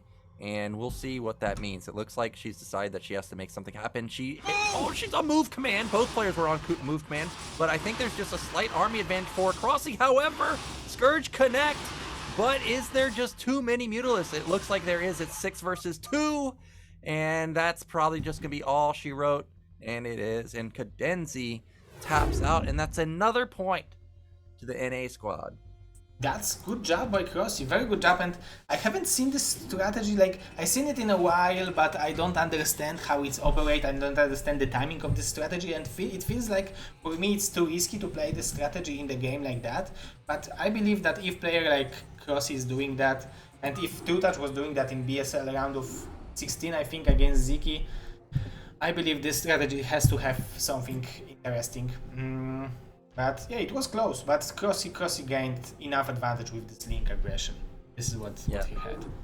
Yeah, the lings turned the tides completely because it looked like build order advantage for CadenZie. And it wasn't like her speed was even that much later. What was it, like 20 seconds advantage for Crossy? And he just attacked at the right moment. And unfortunately, some of CadenZie's lings are out of position. And he just takes the win. I mean, that's just how ZVZ is. You're out of position even for a moment. You miss micro even for a moment. It just all falls apart. So unfortunately, CadenZie's going to lose that. But now we're going to be going into another Zerg versus Protoss. This time around, it's going to be Kwark versus StRyKeR. Oh yeah, this is interesting match. This is going to be rematch from the round of 24 of the previous BSL, if I'm correct. I think there was a game in the Sylphid, if you remember, the StRyKeR was going for 90-73 yes. And he blocked plenty of units in his main base. He didn't realize that they are there. So, and yeah, but so I believe this is going to be a great opportunity for the rematch. Yep, this should be a good opportunity for Kwark. And then, of course, StRyKeR has improved immensely over the past year or so. I know he's been practicing quite a lot with with the crew, Jaeyoon, Crossy, the Goo crew. I mean, yeah. This is the official name? No, it's just that in Korean, the number 9 is pronounced Goo. So I call it the Goo crew. Jaeyoon, Crossy, and StRyKeR. But Kwark, he's very good these days. You know, in BSL, he had a good showing. He's consistently high rated. For those of you that watch our Tosa stream, you know he plays very well versus Terran. So this should be a good matchup. But I think there are also bad feelings between them, right? Like between Kwark and Tosa, because I seen the Reddit, and the Reddit is like all against Kwark, so I feel like, okay, he had to do something. Is this right? It seems like that. However, I'm not keen on I'm not too familiar with this as well. But I do have to say, now that I'm looking at the map, oh man. This map, Heartbreak Ridge. Do you think it's like a nightmare for Protoss? It's nightmare for Protoss. Oh wow! So is it not a nightmare?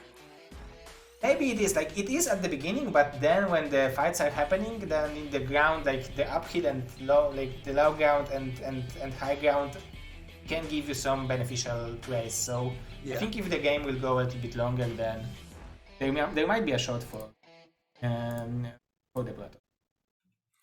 Well, we'll see. This map gives me nightmares. I hate this map. Well, are we ready to get into game 6? Yes. 1 second. I will update we have updated score. Okay, so let's go. Kwark versus StRyKeR. Super Gosu players. Heartbreaker Ridge. Yeah, Heartbreak Ridge.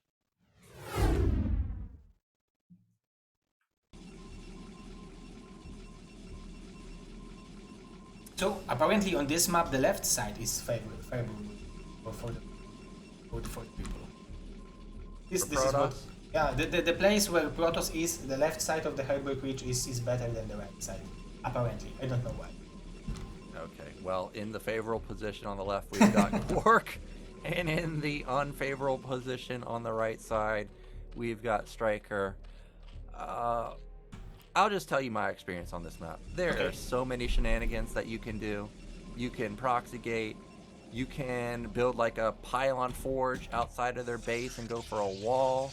I mean, this is obviously from a long time ago. Meta has changed. But I remember when I would off-race Zerg, Protoss players just building a pylon at bottom left in the forge, and I couldn't get out of my base. It's like, oh, okay.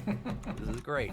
We see that that's not the case this time around. Oh, and also there's that temple at your natural on the corner. Oh, yeah. And lurkers can just bust, or you can send like a drone and glitch the lurkers over that mineral patch. I mean, there's all types of stuff you can do. You can also mine those minerals because you don't require gas. You can start mining them. It just takes time. It's the same as destination.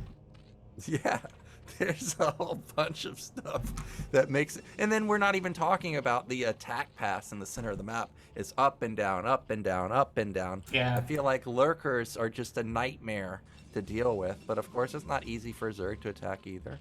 But yeah, there's a lot of stuff going on in Heartbreak Ridge. However, once you do get to late game, it is a small map. There's not a lot of bases. So you do have a lot of games where it goes split map and you've got like broodlings, you've got like mind control. It can be very epic. Now we do see Probe got first shot off. Okay, StRyKeR's got to be careful. Ooh. Probe trying to snipe that drone. Ooh, he's trying. Oh, he came back. Oh, is he gonna lose his drone? How? Oh my god, so dangerous. Yeah, that's so good for Kwark to start at the beginning, but he didn't stop the hatchery, so at least this works for StRyKeR. Oh, it worked for him. He saved it. Oh, so does not get the snipe there. However, Lings are already out on the map. There's only 2 of them. Well, I mean, it may only be 2, but he doesn't have a cannon. Okay, it looks like he didn't send both of them. He's just going to send one. But actually, this one Ling, no, I don't think it's going to make it, but maybe. Meanwhile, the Probe is still alive, and StRyKeR is going to set up that third hatch at top middle. Or top right.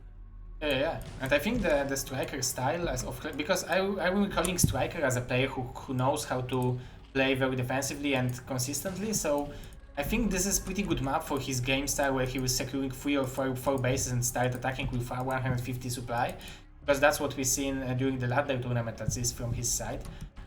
So I'm wondering what he is going to do against Kwark, because I lost 0-6 against Kwark yesterday on this map. Oh yeah? Yeah.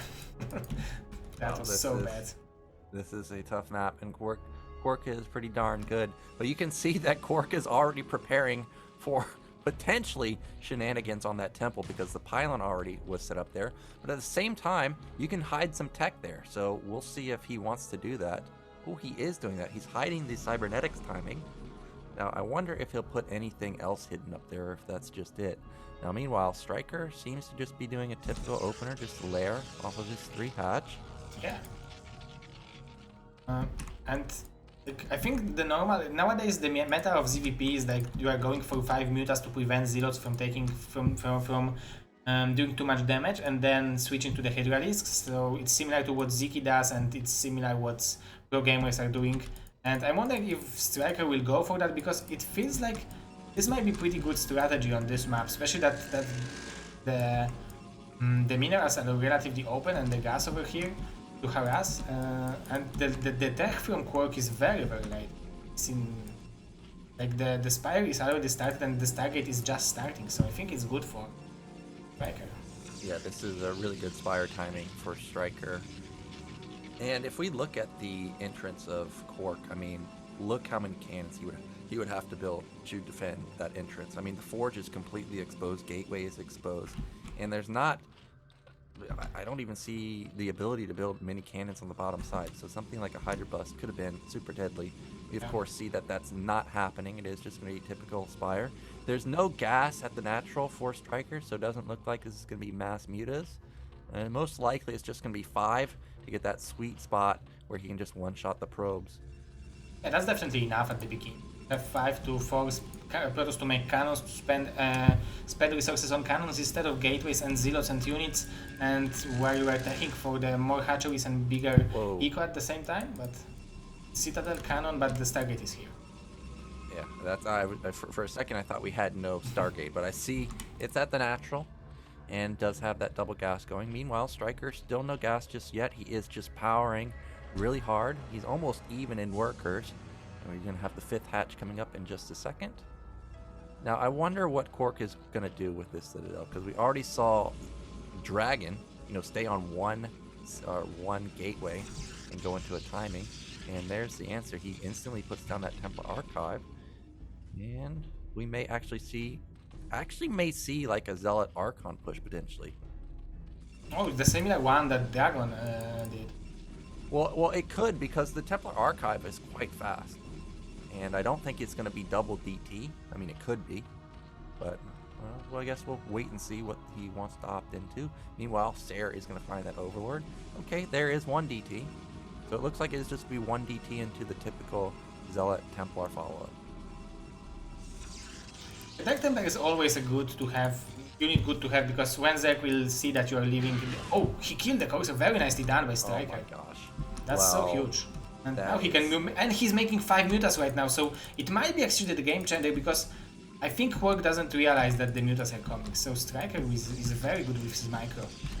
Yeah, that is massive. Not only does he get the Sarah, but it's the first Sarah, and Kwark has no idea what this is. Of course, he knows it's a Spire, but is this guy got a second gas? Is it Drone Man? What exactly is the follow-up? We see StRyKeR's not doing anything unusual. He's look at StRyKeR's +1. It's ahead of the +1 timing of Protoss. Is that correct? No, he went for armor first. Oh, he went for armor first. Yeah. Okay. So this is the second upgrade over here. Yeah. I was confused. There's no way that +1 for Zerg is ahead of +1 for Protoss. But that is going to be double upgrades for Kwark. And +2 is very strong versus just +1 armor for Zerg. Oh, Mutas into the main. It is just 5, as I mentioned, but it is that sweet spot where he can one-shot the probes. That is a whiff on the Storm, and there's no cannon set up! Yeah, no cannons, no Corsairs. This Dark Templar have no chance to deal damage, so I think this is greatly done by StRyKeR. And even though if Kwark will defend over here, he killed like, I don't know, 8 probes or something like that. This is definitely enough for the stage that we are right. Oh, this High Templar is so exposed. Yeah, you gotta be careful, but StRyKeR not willing to move in and go for the kill there. Now, look at StRyKeR's macro. Ahead in workers, and it's a sizable amount. It's almost 5 to 6 worker lead. He's got 47 on 3 bases. I mean, if he builds like 5 more drones, that's pretty much perfect saturation for 3 bases. I do have to say that this is Heartbreak Ridge, where there's only 6 patches, I think, at top right. So it doesn't even need 55. Something like 50 is an amazing number, and he's taking his 4th base. He does have to be worried about this timing from Kwark, though, because I don't think he's anticipating Protoss to already have +2 armor at the 11-minute mark or 10:30 mark. Yeah, that's why I was talking to you, that it was pretty weird for me to see this double armor, and it was pretty shock for me how good it's like. How much does it affect the battles? That the Protoss army is actually much more powerful.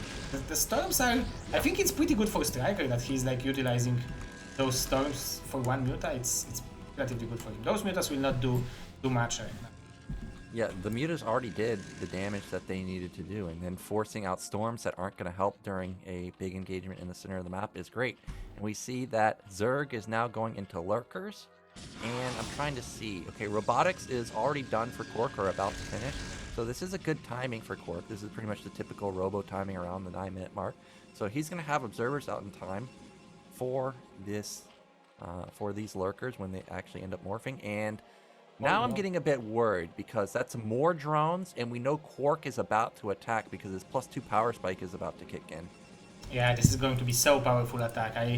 This is what I'm thinking when I'm talking that this is the dragon strategy. Like 2 base, very powerful attack in 11-12 minutes with plenty of dragons and observers. And if you will overdrone, then you have to also add Sunkens to be. Yep, and that's exactly what we're seeing. We see Sunkens now. Heartbreak Ridge. Back when I played, some players would even build a hatchery like in between their nat and third base because it would just help defend. Over here? Yeah, like over there. It would help defend movements to the top side through that lower ground or through that high ground. Yeah. I don't know. We're not seeing that here, but yeah, as you mentioned, there's going to need to be more Sunkens. Okay, actually, Kwark is not attacking. I'm a bit surprised by that, but instead he's just going to take his third base. His army is not too big yet. Yeah, I think that those mutas must have done a little bit too much damage because ideally, I'm assuming he wanted to hit with his +2 spike because it would have been amazing versus just +1. And look, we didn't even have lurkers. Okay, here he comes, but I think lurkers now are going to be up in time. Yeah, there will be 10 lurkers, so it should be enough, especially that the army composition is mostly zealots, so it's perfect for StRyKeR. And he will probably snipe some additional high templars or at least force the storm, so it's great for him.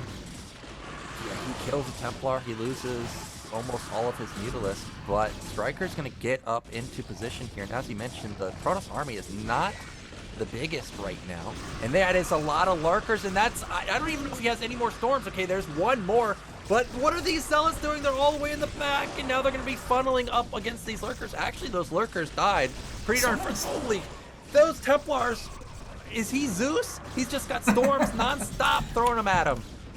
Yeah, it looks like he... I thought that he was out of energy 2 storms ago and he still has 1 left. So it's... Yeah. And he's killing so many overloads with this one Corsair. He's bringing them to the cannons, so this is a sneaky Corsair. Fighting with the power of the cannons as well. And at the same time, I don't like this attack from StRyKeR, from Kwark, but I think maybe it will work. Actually, he's dealing so much damage. Those Protoss units are so powerful with this +2 armor. Yeah, actually, I liked it quite a bit, but I don't think Kwark had enough to overwhelm the army of Hydras that were coming from the low ground. If he was able to hold that high ground position while the Zerg attacked from the low ground, I think he could have taken down the third base. But as played, +2 weapon has now kicked in for Zerg, but +3 armor is halfway done, and we know that a lot of Zerg players skip Hive for a long time, so there's going to be a massive armor advantage. I mean, look at that. Queen's Nest hasn't even started, and +3 armor is a minute away. However, these Hydras are still hitting like a truck, but there's another good storm. Yeah, and there is no more High Templars, there is 5 more energy until the next storm, but the Hydras are dealing so much damage. Those 3 cannons should be enough to defend with this additional storm. So Kwark should have enough time maybe to utilize... Oh, but that was a very confident blast by StRyKeR. He wanted to go there. Yeah, that's one of those attacks where you're like, it doesn't even matter if you kill these, because I got more coming. And he, unfortunately, ate a lot of storm, and that was not the trade that he was looking for. And now, Kwark has 3 bases. He's defended both of them. He's got good upgrades. I mean, he's actually got really good upgrades. And he's up in workers. Really, the only thing that he needs to start thinking about is getting a consolidated army and take his 4th base. And this is the problem with Heartbreak Ridge. How do you attack into this? Well, I guess when Zerg doesn't have that much, you can. Yeah, those are very favorable trades for the Zerg, because like not allowing Protoss to get big enough army that it's ball, which is very consistent and it's cost efficient. So it's very beneficial for the Zerg. So I'm very I think the StRyKeR is very happy with the trades he had already. Yeah, now we do see that +3 armor is done, +3 weapon, or is it +3 weapon? I think it is +3 weapon coming in for Kwark. It's about halfway done. Meanwhile, +1 armor is going to be kicking in for Zerg in about a minute or so, so he's going to catch up. Well, it's going to take a while to catch up, honestly. But Queen's Nest, I see, has just started, so Hive should be morphing any moment now. Oh, and he's going in. There is no energy. Again. Yeah, there's no energy on the Templars, and he may be able to knock this down. Hydras and Lurkers buying a lot of time on that high ground, not enough to defend this third base, and this might just barely be enough to break through. Those eggs are messing up the AI of the Protoss player. You can see Kwark is just move commanding because that's the only way he can get through, and there's just not enough supply for Kwark. It's 85. All those Templars don't have energy. They need 5 more. Yeah, he will lose so many. Oh, those kind of areas were so important. Now he lost it, and at the same time StRyKeR is taking top left the base, so he's feeling very confident in this game. And look at the supplies, it's 30 supply advantage for the Zeg, so he feels very confident in this game. He's just macroing with the 52 probes, so his saturation is great. And it's not like even though the StRyKeR has perfect upgrades, it's not like Kwark has perfect upgrades. It's not like StRyKeR had bad upgrades, so it was a very good game from. Yeah, it was a nice build order from Kwark, and I thought that his 10:30 timing would have been really slick, but in the end, StRyKeR's macro a little bit too much, and unfortunately for Kwark, those 12 zealots not in position on the first attack. But however, those storms were saving the day. He had so many, man. He was just one after the other throwing them at him. Let me show you something. Oh, just no prepare for battle. Look at the AP. Oh, you don't see APM. I see it. 150 to 148 oh, yeah, to 321. It's more than double. That's so good. Yeah, StRyKeR, he's flying, man. And he crushed it that game. Unfortunately, Kwark just didn't get a consolidated army after his first attack. I mean, I liked the build order. I liked the third base. Everything was fine. But StRyKeR just a little bit too strong that game. Yeah, and Kwark is taking this game, which means that we will going to have 4-2-2 for the North America, right? Yeah, it's 4-2, one game One away. game away, yeah. So now, there is 2 more chances, and Bonyth versus Hawk. We seen the game in the BSL that Hawk won with Bonyth with a very long game. But Boa versus SPX, this is going to be interesting. So two very powerful players from North America are still left, but also good players from Europe. So it's going to be very interesting. Yeah, Hawk is really good, and we have seen him beat Bonyth before. Maybe not in best of 3 or best of 5 series, but he has taken games. And of course, we've got Boa versus SPX coming up afterwards. So this is 2 exciting matches to end on, potentially not end on, because we could have ace match. Maybe you want 3 minutes break. Okay. Because we are casting for only 2 hours, but still, if you can do some break if you want. We can go to a break, that's fine. Okay, let me find some scene for the break. Maybe this. Okay, so we will be right back.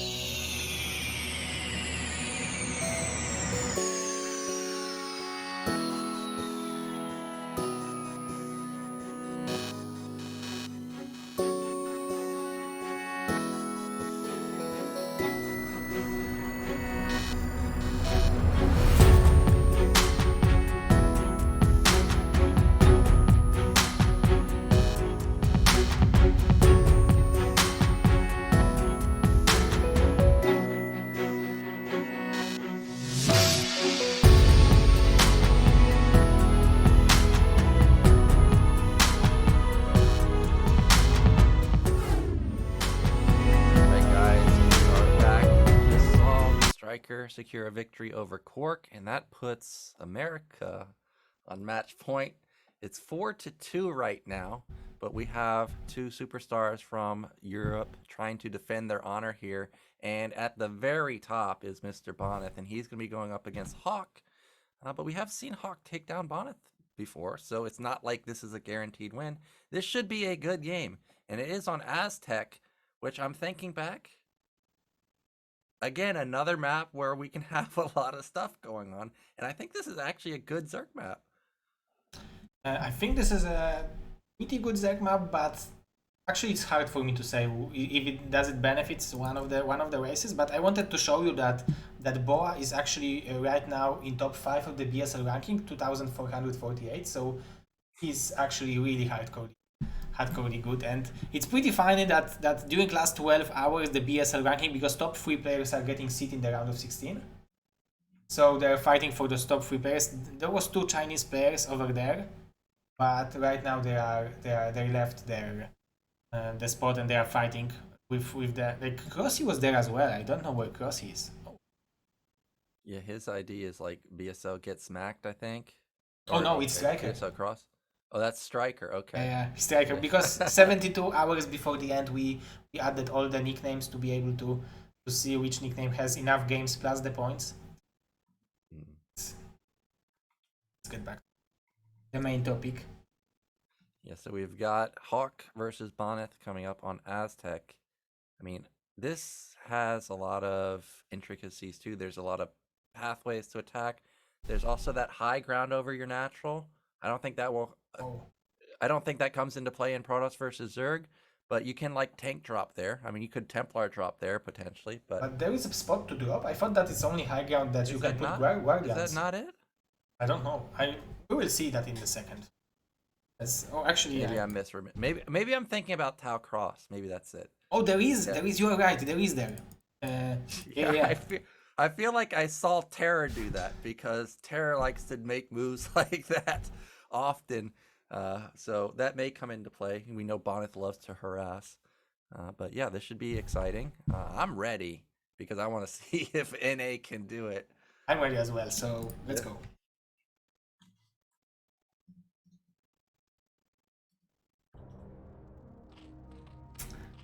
Oh, it's 4-2. I didn't update the score. I need to do it because people will say I'm biased.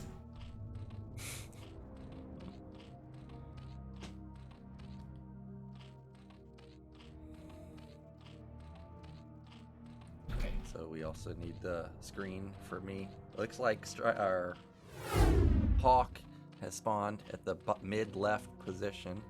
Yes. And then we've got Mr. Bonyth, King Bonyth in the bottom right. And we've got the typical pylon opener at the natural.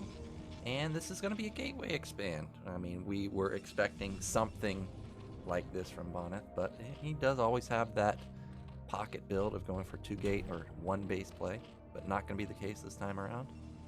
So he might be the last Protoss who is still doing 1 gateway. Back in the days, like 1 year ago, everyone was doing 1 gateway. Now, as you smartly realize that Forge Expand is much more popular. Yeah, for some reason, as I pointed out, I've been seeing way more Forge Expands. I don't know exactly the reason because I thought I remember Zero or Queen stating pretty much, you go Forge Opener and you go Stargate, and if I go 973, I just auto win.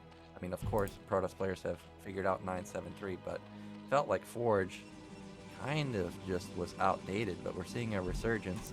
Now we see Bonyth going for Standard Scout. This time around, does not find him first, but Hawk did get a lucky scout off, and he will see that this is not going to be a 1 base play. It is just going to be the typical gateway expand opener. And he's also scouting with the drone while going for the overpull, so I don't know if it's the ordinary tactics and this is what you should do. And he's like, it's the hardest thing right now is to, now he will know, okay, now he knows how many links he should do, and I like this drone because you can't like simply go all into the links when you are seeing the gateway, because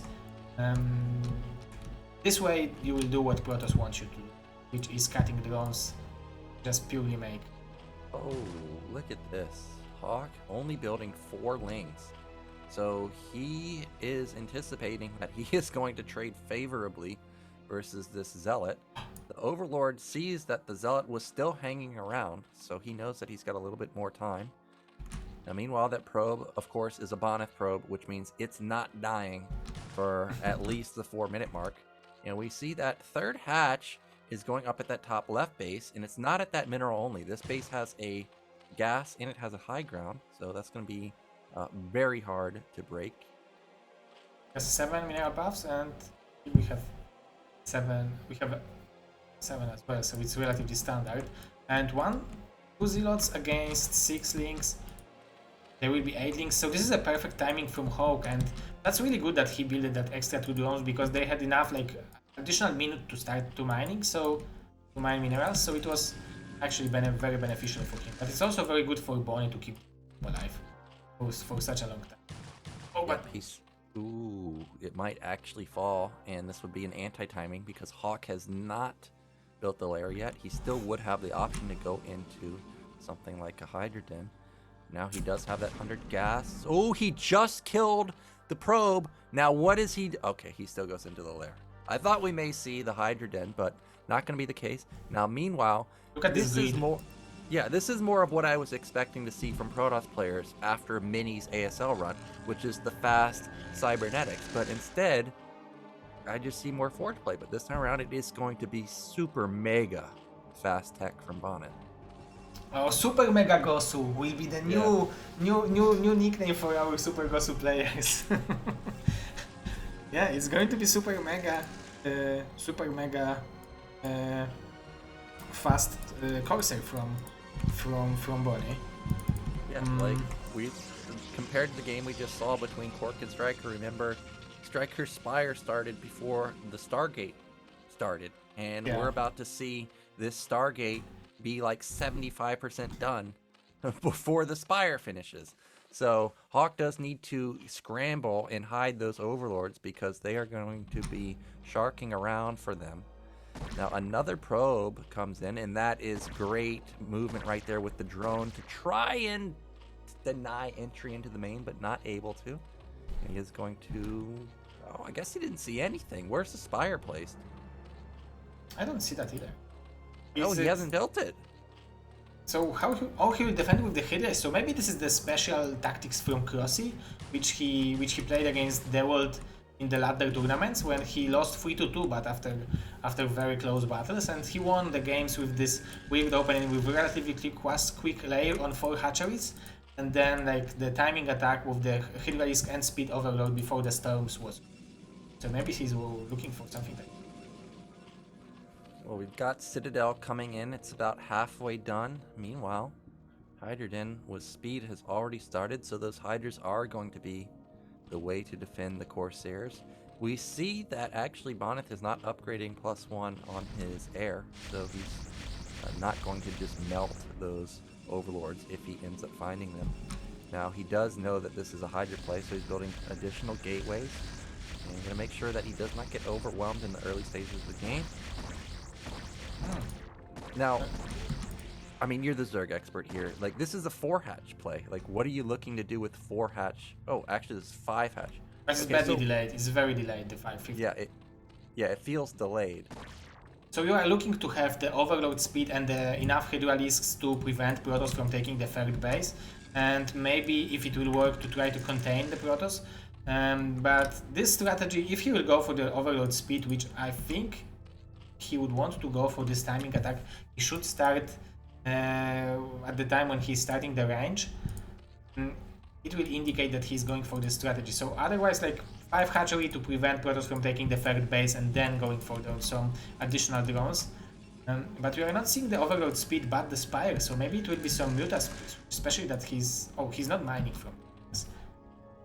Yeah, it could be a Muta switch, force the Protoss player to build a lot of ground, underbuild the Corsairs and go for the Muta switch. We know that players like True Touch and Eonzerg, anytime they were aware that the Corsair count was low, they instantly would pounce on you with Muta, so that could be the play. But we see that Bonyth is moving out, and this is actually a decent amount of Zealots. It's at 8, speed is about to kick in, +1 weapon is about to kick in, There's no sunken anywhere, a good Sim City, but I am a bit worried that potentially there might not be enough Hydras. Also, I have to point out here, look at the worker count, 43 to 31, just to give comparison between that Kwark and StRyKeR game. Yeah. Oh, he will defend it with 6 hit rays against A0. That's so powerful for Hawk.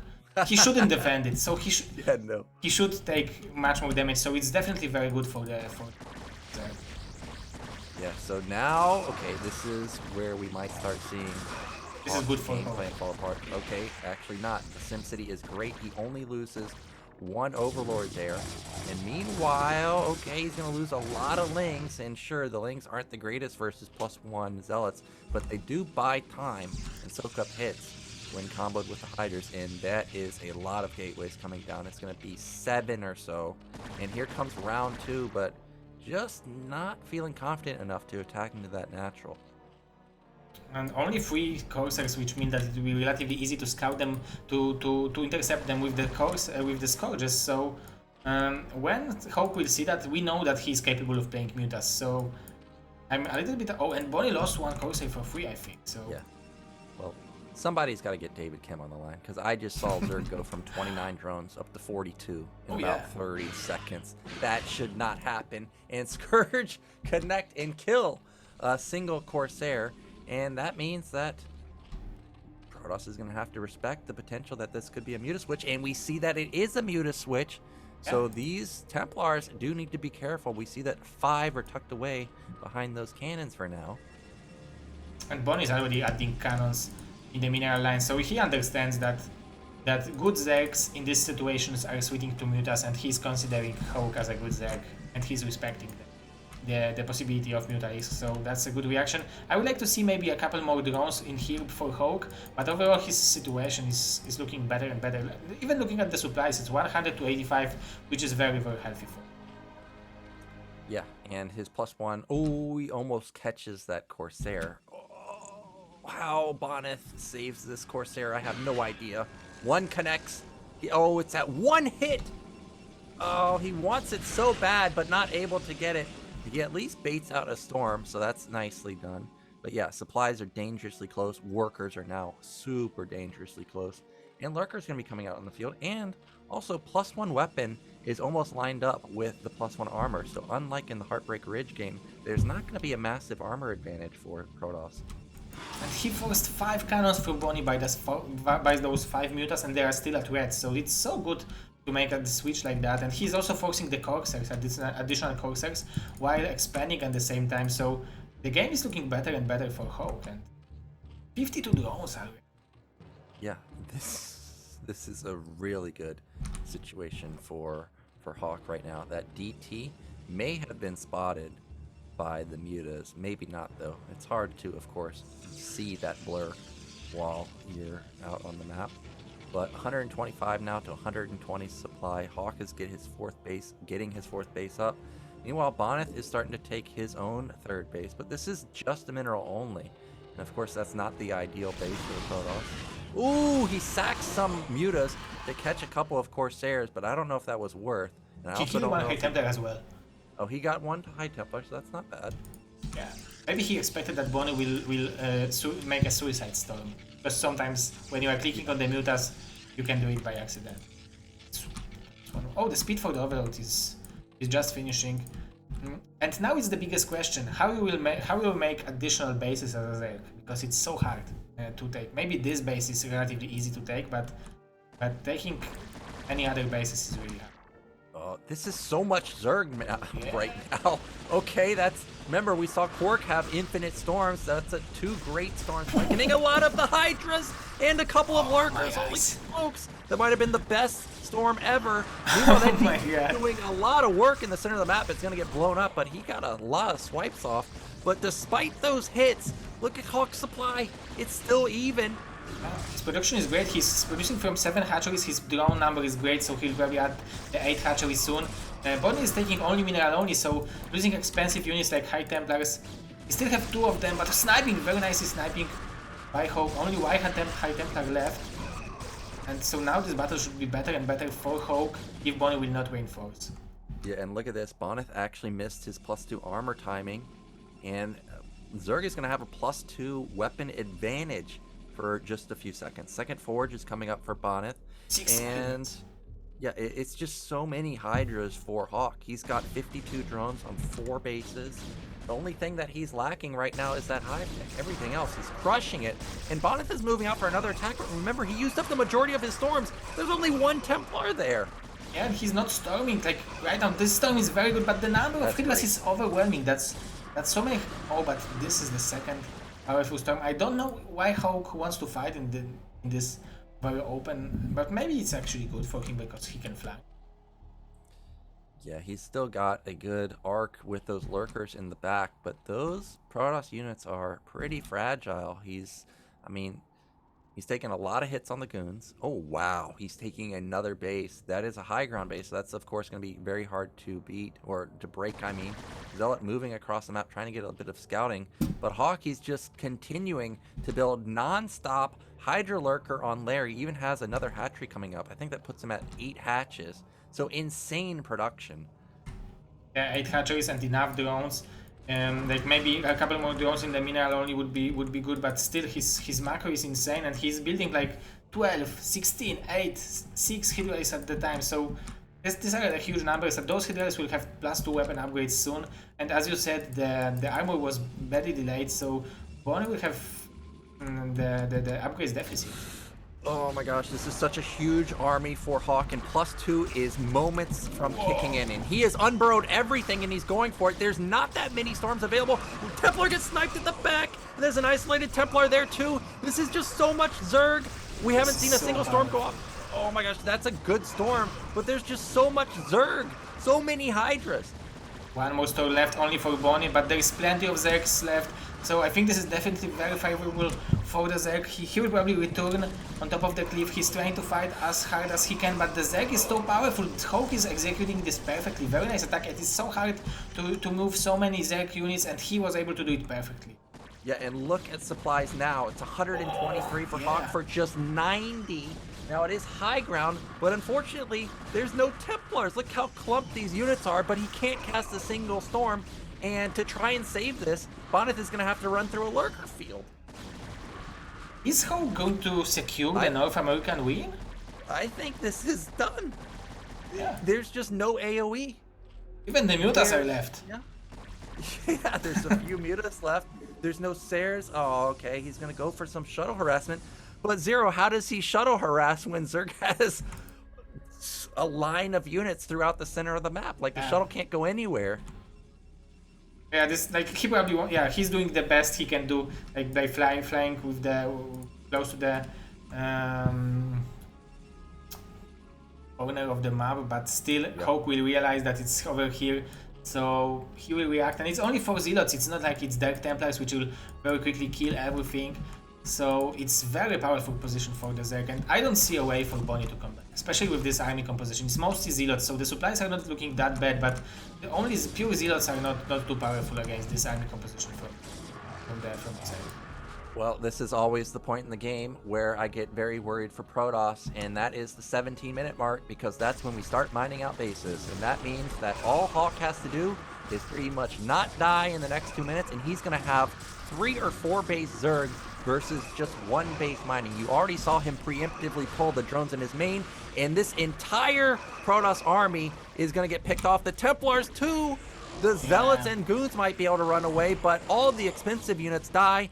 And look at Hawk, he realizes he doesn't need to attack, he's just going to sit here. This is so powerful, and this is so nice. This is such a nice trailer for the incoming BSL, because Hawk is showing us that he can win against anyone. Oh, this Dark Templar is... I thought that he will want to snipe the Lurkers, but he's just ignoring them, like... He's on holidays, travel mode. I also thought he was going to attack that Lurker, but instead, he's going for the Hail Mary. He knows he needs to kill more than 1 Lurker to get back in this game. Drones, oh my gosh, there's nothing at top right. And if Hawk isn't paying attention, this could rack up a lot of kills. But it looks like the drones are actually going to kill it. Yeah, only 5 drones kills. could kill it. So This is most likely Bonyth's last attack or one of the last couple attacks. Oh my gosh, he knows where all the units are and he just instantly counterattacks. This is perfect play from Hawk, or is it? Actually, there's a Templar coming to try and save it. Yeah, but I think he doesn't care if he will lose this 24 Hydra-Risks. He doesn't care that he will lose them because he can reproduce plenty of them relatively easy. And Bonyth is mined out in the natural and main base, so he's only mining from this mineral only. Taking this base is actually smart because it has the Vespin guys there. This one would be easier to defend, but Hawk very smartly will deny this base, just snipe it. Yeah, this is what he needs. Look at supply zero. It was what, 120 to 90 a minute ago. Now it's 150 to 150. And the shuttle got in and saw that Zerg is not on Hive Tech. I mean, there is a world where Protoss can come back in this game, especially if they get this fourth base. But here comes another huge attack from both players. Not a single storm yet. Lurkers end up burrowing. Goodbye, Zealots. But that storm did a lot of damage. But there's just not any storms. There's just a single one that, well, that was pretty good. But look at how choked up these Zealots and Dragoons are. They're dying so quickly. This is...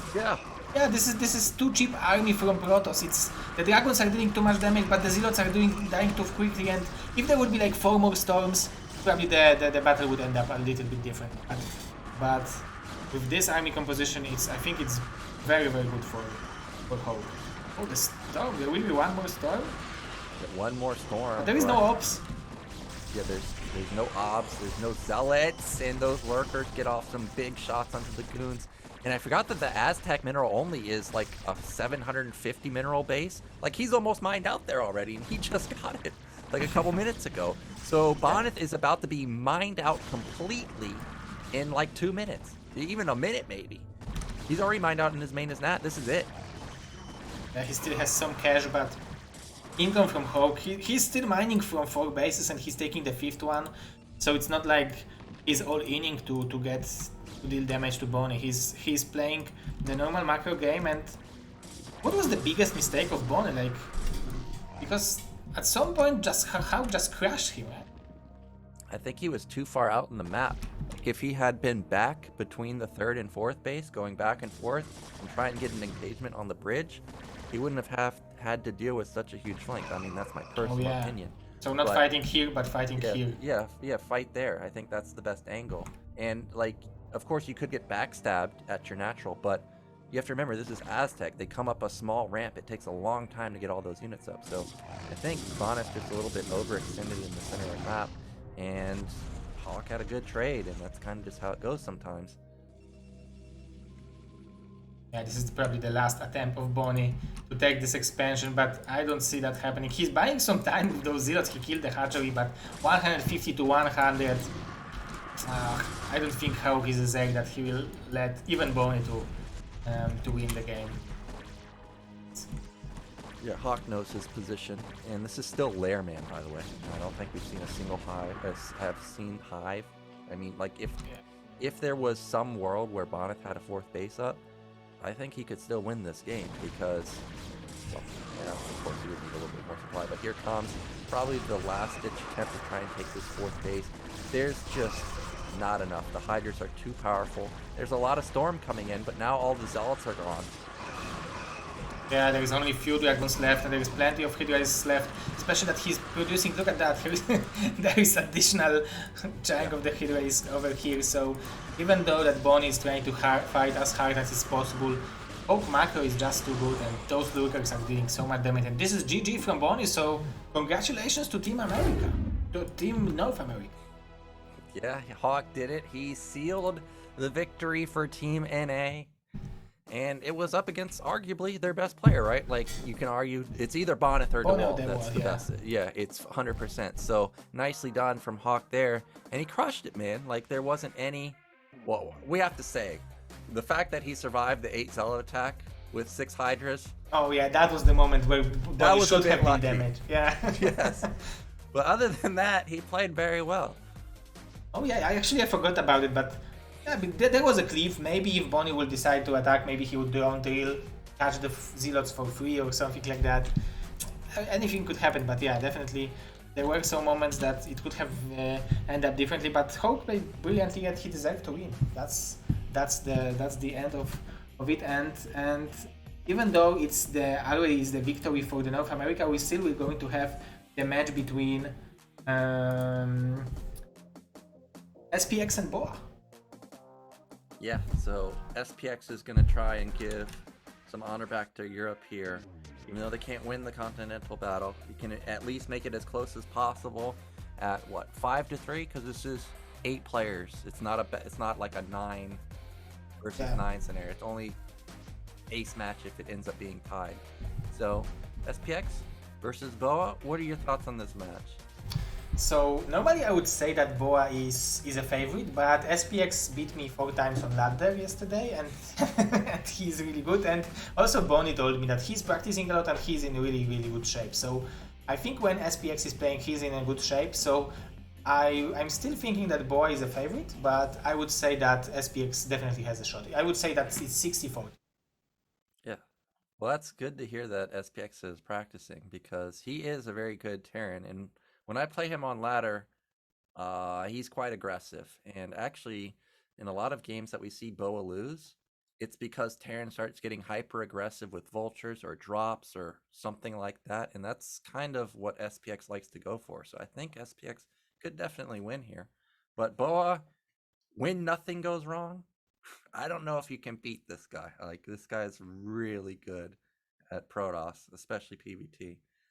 So I'm excited to see this matchup, and I'm ready to get into our final match of the day, a PvT, which we haven't seen all day long, actually. Oh yeah.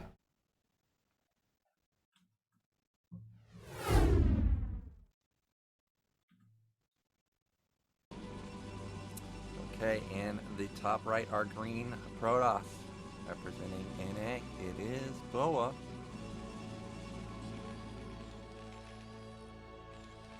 And in the bottom right are yellow Terran. It is SPX. Now, what was the last map? I can't remember exactly. Aztec. No, this one. This is the Good Night. Good Night. Okay, Good Night. So Good Night. Yeah, it's one of the more standard maps. There's not really anything I would say that's unorthodox about it, like compared to Revolver, which has those weird eggs. I mean, this is pretty much as standard as you're gonna get. However, as a Terran player, I know that the top left position is hard to defend mutas because the SCVs over here, right? Behind those mineral lines. But other than that, Good Night, a pretty normal map, and you recently have been playing. What are your thoughts on this map? I haven't played too many games over here. It looks relatively normal. I don't have any bad points. I don't blame the map. I never blame this map that I lost. I always blame myself for not playing too much or not having good enough mechanics. So definitely it's an interesting map, and it feels like this map and Wavelet, they both seems to me very similar to the Circuit Breakers. I don't know, and they have some points of Circuit Breaker, especially this mineral only over here. This is an interesting point, and I think this is a regular balanced like 4 players map. I would say that the entrance, the center is relatively open, so you can have pretty good engagement, but there are a lot of high grounds and low grounds over here which you can use on your face. Yeah, I would agree there. I would say this is, if Polypoid was, the new standard go-to replacement for Fighting Spirit and Circuit Breakers, this is going to be the new, Fighting Spirit, Circuit Breakers, Polypoid replacement, and it's just pretty normal. Now we see both players have opted into pretty much the de facto openers. We see that, oh actually no we haven't, because Boa is not mining gas at all. So he's going for 2 Zealots before the Cybernetical, and SPX build very smartly 2 depots, so he should be able to defend it, but I think this strategy from Protoss relies on killing the SCVs, which is building the factory. And it takes time to kill Zealots. Yep, so it is going to be tough to fend this off. I mean, this is the type of build order that I like to go for. Put a lot of pressure onto Terran, make them forced to build a lot of Marines in the early game, make them a little bit off of their game. We see that first Zealot is incoming. Nicely done by SPX to just already build that third Marine. Now the Marine gets caught by SCV, man. And okay, oh, that was really good control on those 2 Marines in the back. He ends up sneaking to the safe side there. This probe is a hero! Oh, the Zealot gets the bottom right Marine, and Yeah, it's that's coming back so for good. round 2. Oh, that was nice by SPX, but still there is a second Zealot, so it's going to be harder and harder. And these probes can still kill this Marine. Yeah, and this is what happens to a lot of Terran players when stuff like this occurs, is look at the supply of SPX. He's supply blocked right now. So yeah, the Zealots didn't really kill a lot of SCVs. Okay, now they're starting to. That's 2 gone. But he supply blocked SPX forever. And once that goon comes out, okay, is he going to get another SCV? No. Oh, he gets a finishing blow onto one of those Marines. But Boa, he knows that he did a lot of damage there. He kills like 2 SCVs, 3 SCVs, maybe he kills a handful of Marines. And he was aware of that depot timing. So he knows that he can just freely take this Nexus and be fine. Yeah, he's already taking it, and robotics after that. So robotics probably to build observers and harass something with the reavers. But SPX is taking, after taking so much damage, he's taking relatively quick expansion as well, and I like it actually because what Kwark can do to him. Yeah, this is exactly what SPX should be doing. Now he wants to get a kill with this Vulture, but this is not 2005, 2010 anymore. Protoss players have gotten a lot better, realizing that, hey, those Vultures can easily sneak up a ramp, so he's going to leave it on hold position there, make sure that that does not happen and rack up a lot of kills. Meanwhile, I would say this is pretty much just the typical follow-up. He's got second gate coming, Robo coming, more than likely for support bay, but it could be observer. Now, SPX loves to push, but I think if he pushes here, it's quite ambitious, so I don't expect him to do that, but I mean, I have seen him do moves like that before. Otherwise, why would he build Marines, right? He is building Marines, so he is going to do it. I don't like this because he's pushing uphill and he got supply block for so long. He's not going to have as many units as he could have, but we'll see if he can make this happen. So bad now he's not supplied because the command center gave additional supply, but still it's only 5 left, so he should build some supply. And the only one thing I would like to see from Boa is maybe making a little bit more SimCity over here. Not allow SPX to run by with those vultures when he will move out.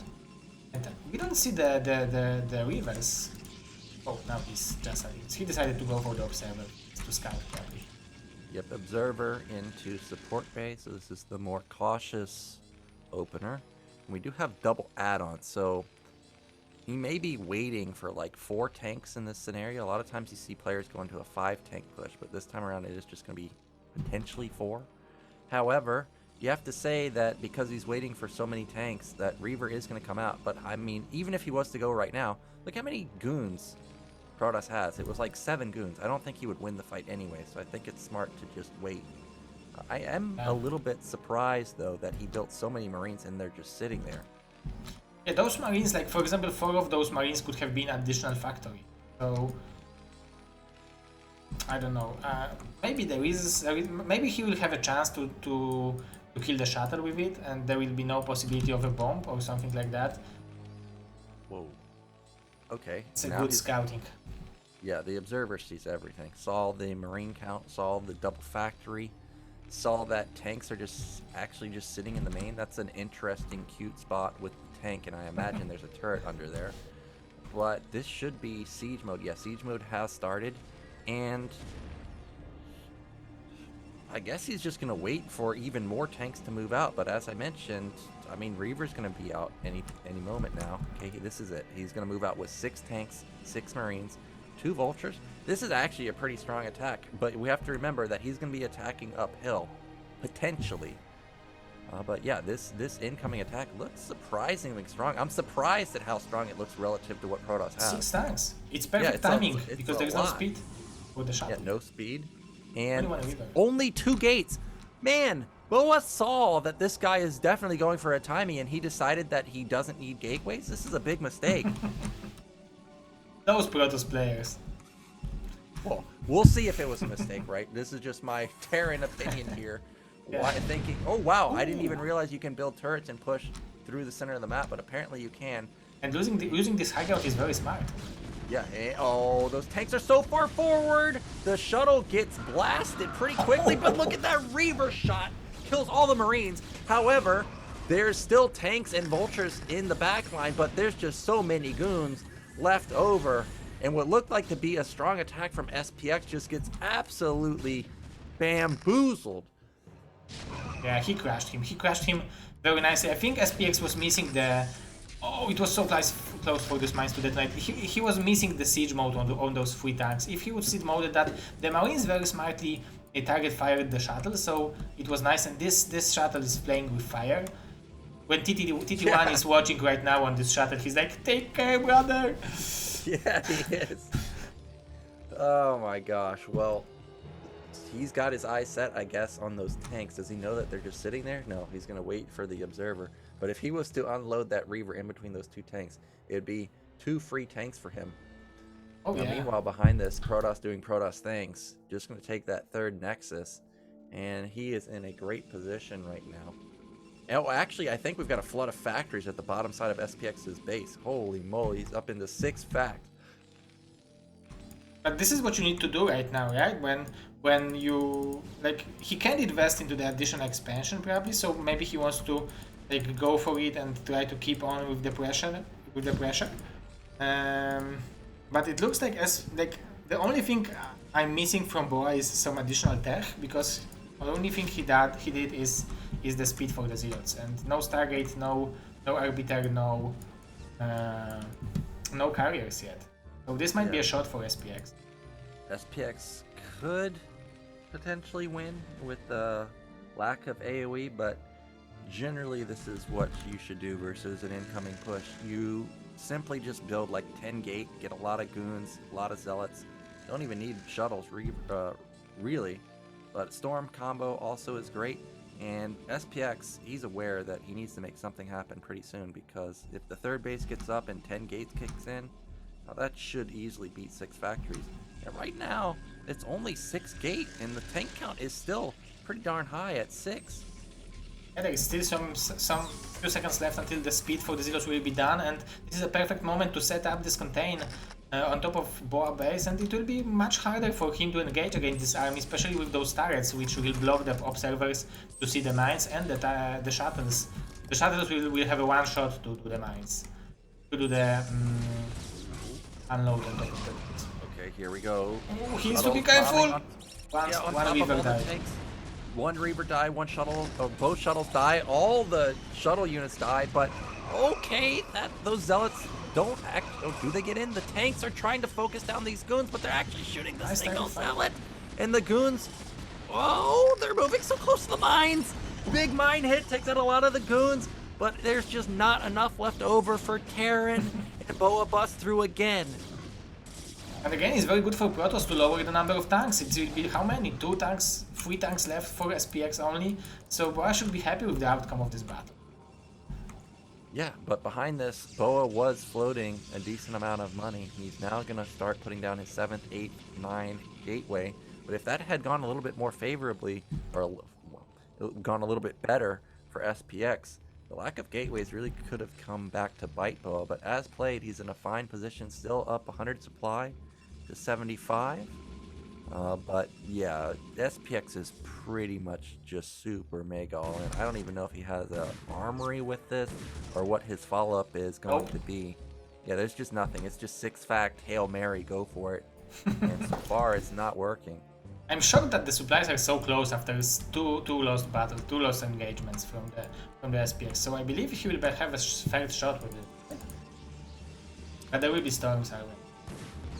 Yeah, Storm should be coming. We see another Reaver is coming out. I'm actually surprised that another Reaver is coming, because Reavers are pretty expensive. So are shuttles, and really you just need mass units versus this. And of course, Templars are pretty cheap since you're floating a lot of gas.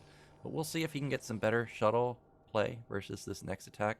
SPX confirms a 4th base, so that's a lot of resources going into stuff that doesn't help him during a fight.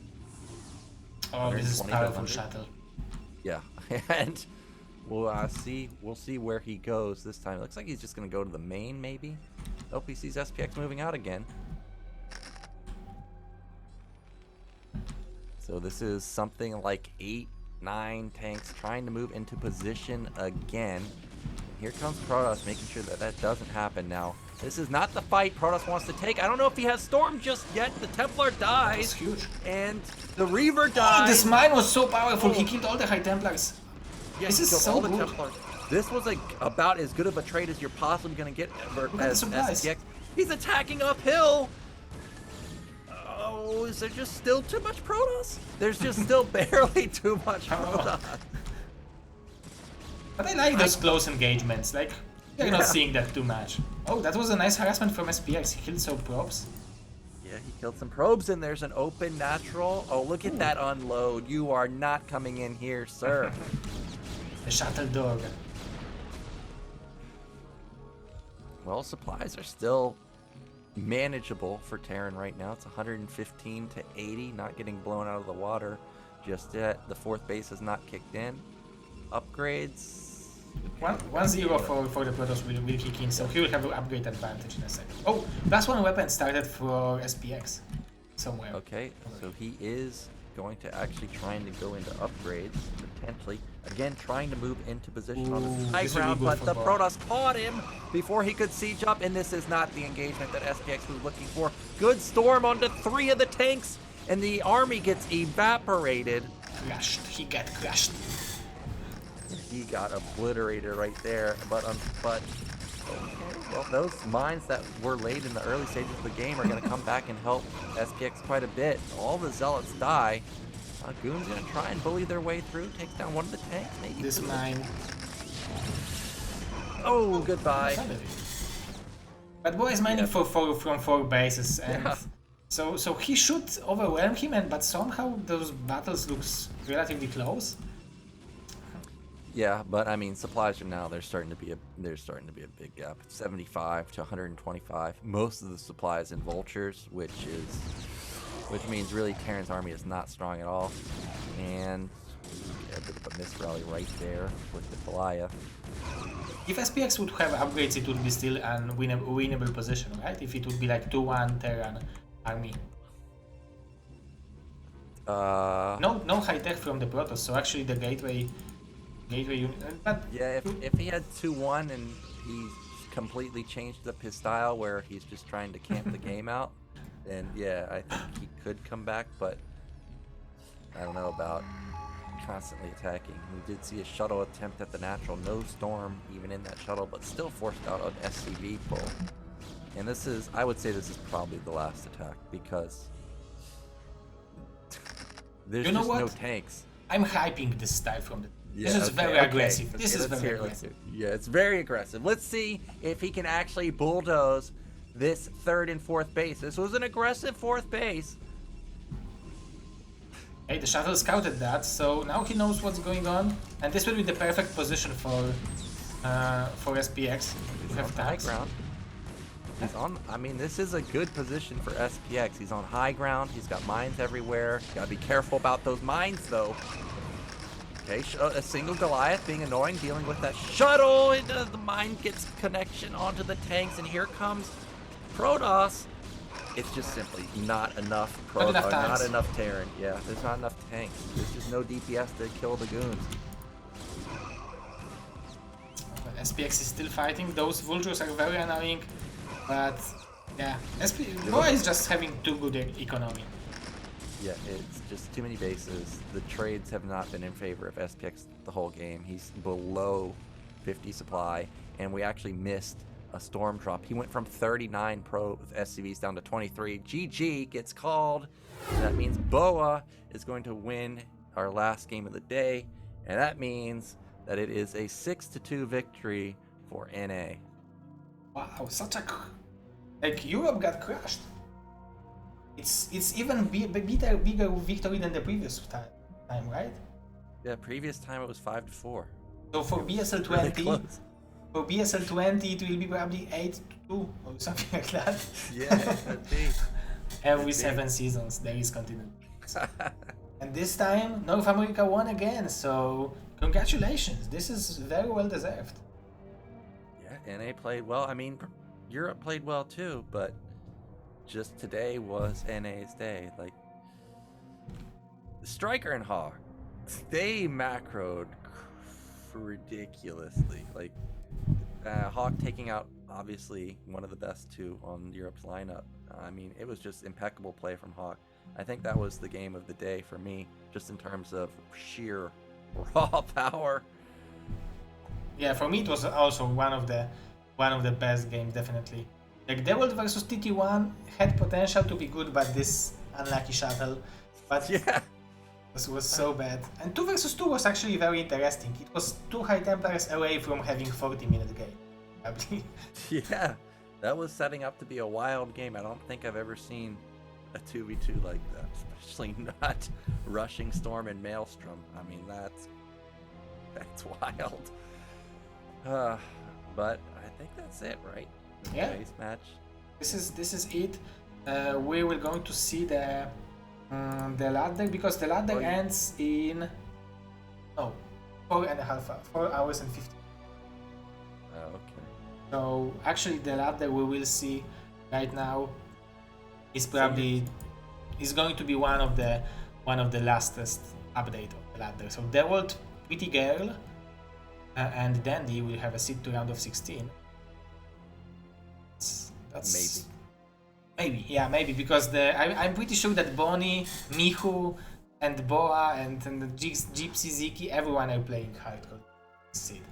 But there is one important information: if someone will not get the seed from the ladder stage, tomorrow will be last chance tournament for every player who didn't qualify for the Pro League but played 40 games in the ladder.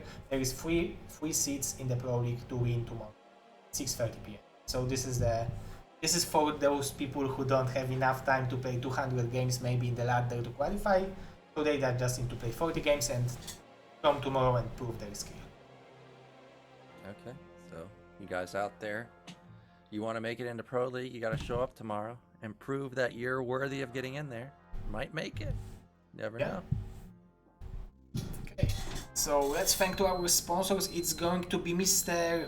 Esport Fund, as usually. So thanks to Mr. Rasbrain Esport Fund for sponsoring BSL, as well as Starlover, Grail, StRyKeR, Act Sony, Tupocalypse, Graglock, Cos, X-War, Civil War X, Christian Eddington, Madcats, Fury Road, Martin Harshmar, LML and Fingerpump, and all the others Patreons who are supporting BSL, as well as PurePad, CRVT, and many other Roragi supporters. Today North American team won $300, so congratulations for them. And of course, huge thanks to StRyKeR, Bony, and Ultra for being the captains of the teams. They managed their teams, they set up the pairs, they was able to manage the players to be there on time. So this is a hard work, and thanks to them. So I will pay the money to them, and they will decide what they will do with it. Actually, only to StRyKeR, because only winners wins. Okay. So, Mr. Nyoken, what are your plans for today? What time is it for you? Oh, I'm going to sleep in probably 30 minutes. I need to chill out and relax. Oh, you need to kill Mephisto one more time, right? Yeah, I need to kill Mephisto. He's got a drop for me. I know it. What are you searching for? Bear? Runes? I have almost everything. Yeah, just Burr and runes. Yeah, I have almost everything, man. I just need Enigma. Oh, Enigma is so good, right? Because it has teleport and it has resistance and +3 to all the skills, right? Yeah, plus the skills. Yeah, it's crazy. Yeah, it's so good. So yeah, it's 4 a.m. here, so I'm gonna be sleeping soon. Yeah, but huge thanks for you for joining. I know it's late. I thought it's going to be quicker, but it wasn't actually too long. It was 2 hours and 46 minutes on my timing, so it was shorter than BSL is going to. This is not the good info, yeah. but but yeah, this is the truth. So what we think this is it. Next week, Saturday and Sunday, we're going to have Pro League. Tomorrow will be Last Chance Tournament, and after that, Karolcia will do the games for the BSL. Okay. So that's the plan for tomorrow.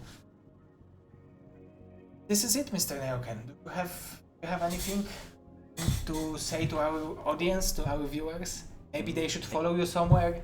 Maybe you have some secret Instagram. Follow me on Twitter. Follow me on at the Nyoken. I don't ever post on there. Instagram, you can follow me. I also don't post there. I haven't been streaming lately because I've been playing D2. I know people don't want to watch that, but I'm sure I'll be back soon. Why are you not streaming Diablo 2? You are good, If right? people want to watch me farm and just kill mobs over and over, maybe I'll stream it, but I have a feeling people don't. But yeah, to all you guys that are going to play the last match tournament tomorrow, good luck. You might make it. I'll be cheering for all of you to make it into it. Yeah, let's allow the best players to get into it. This is what we care about. Have the best players over there. So thank you very much, Mr. Nyoken. It was a pleasure. I had a really good time, and congratulations, because I believe you are proud that you won. Hell yeah, I'm happy. Yeah, as an organizer, I don't have to be sad that you lost. I'm happy with today I'm North America team. So yeah, but congratulations to North America, and thanks to Europe and South America for taking part in this continent battle. So thank you guys, and see you next time.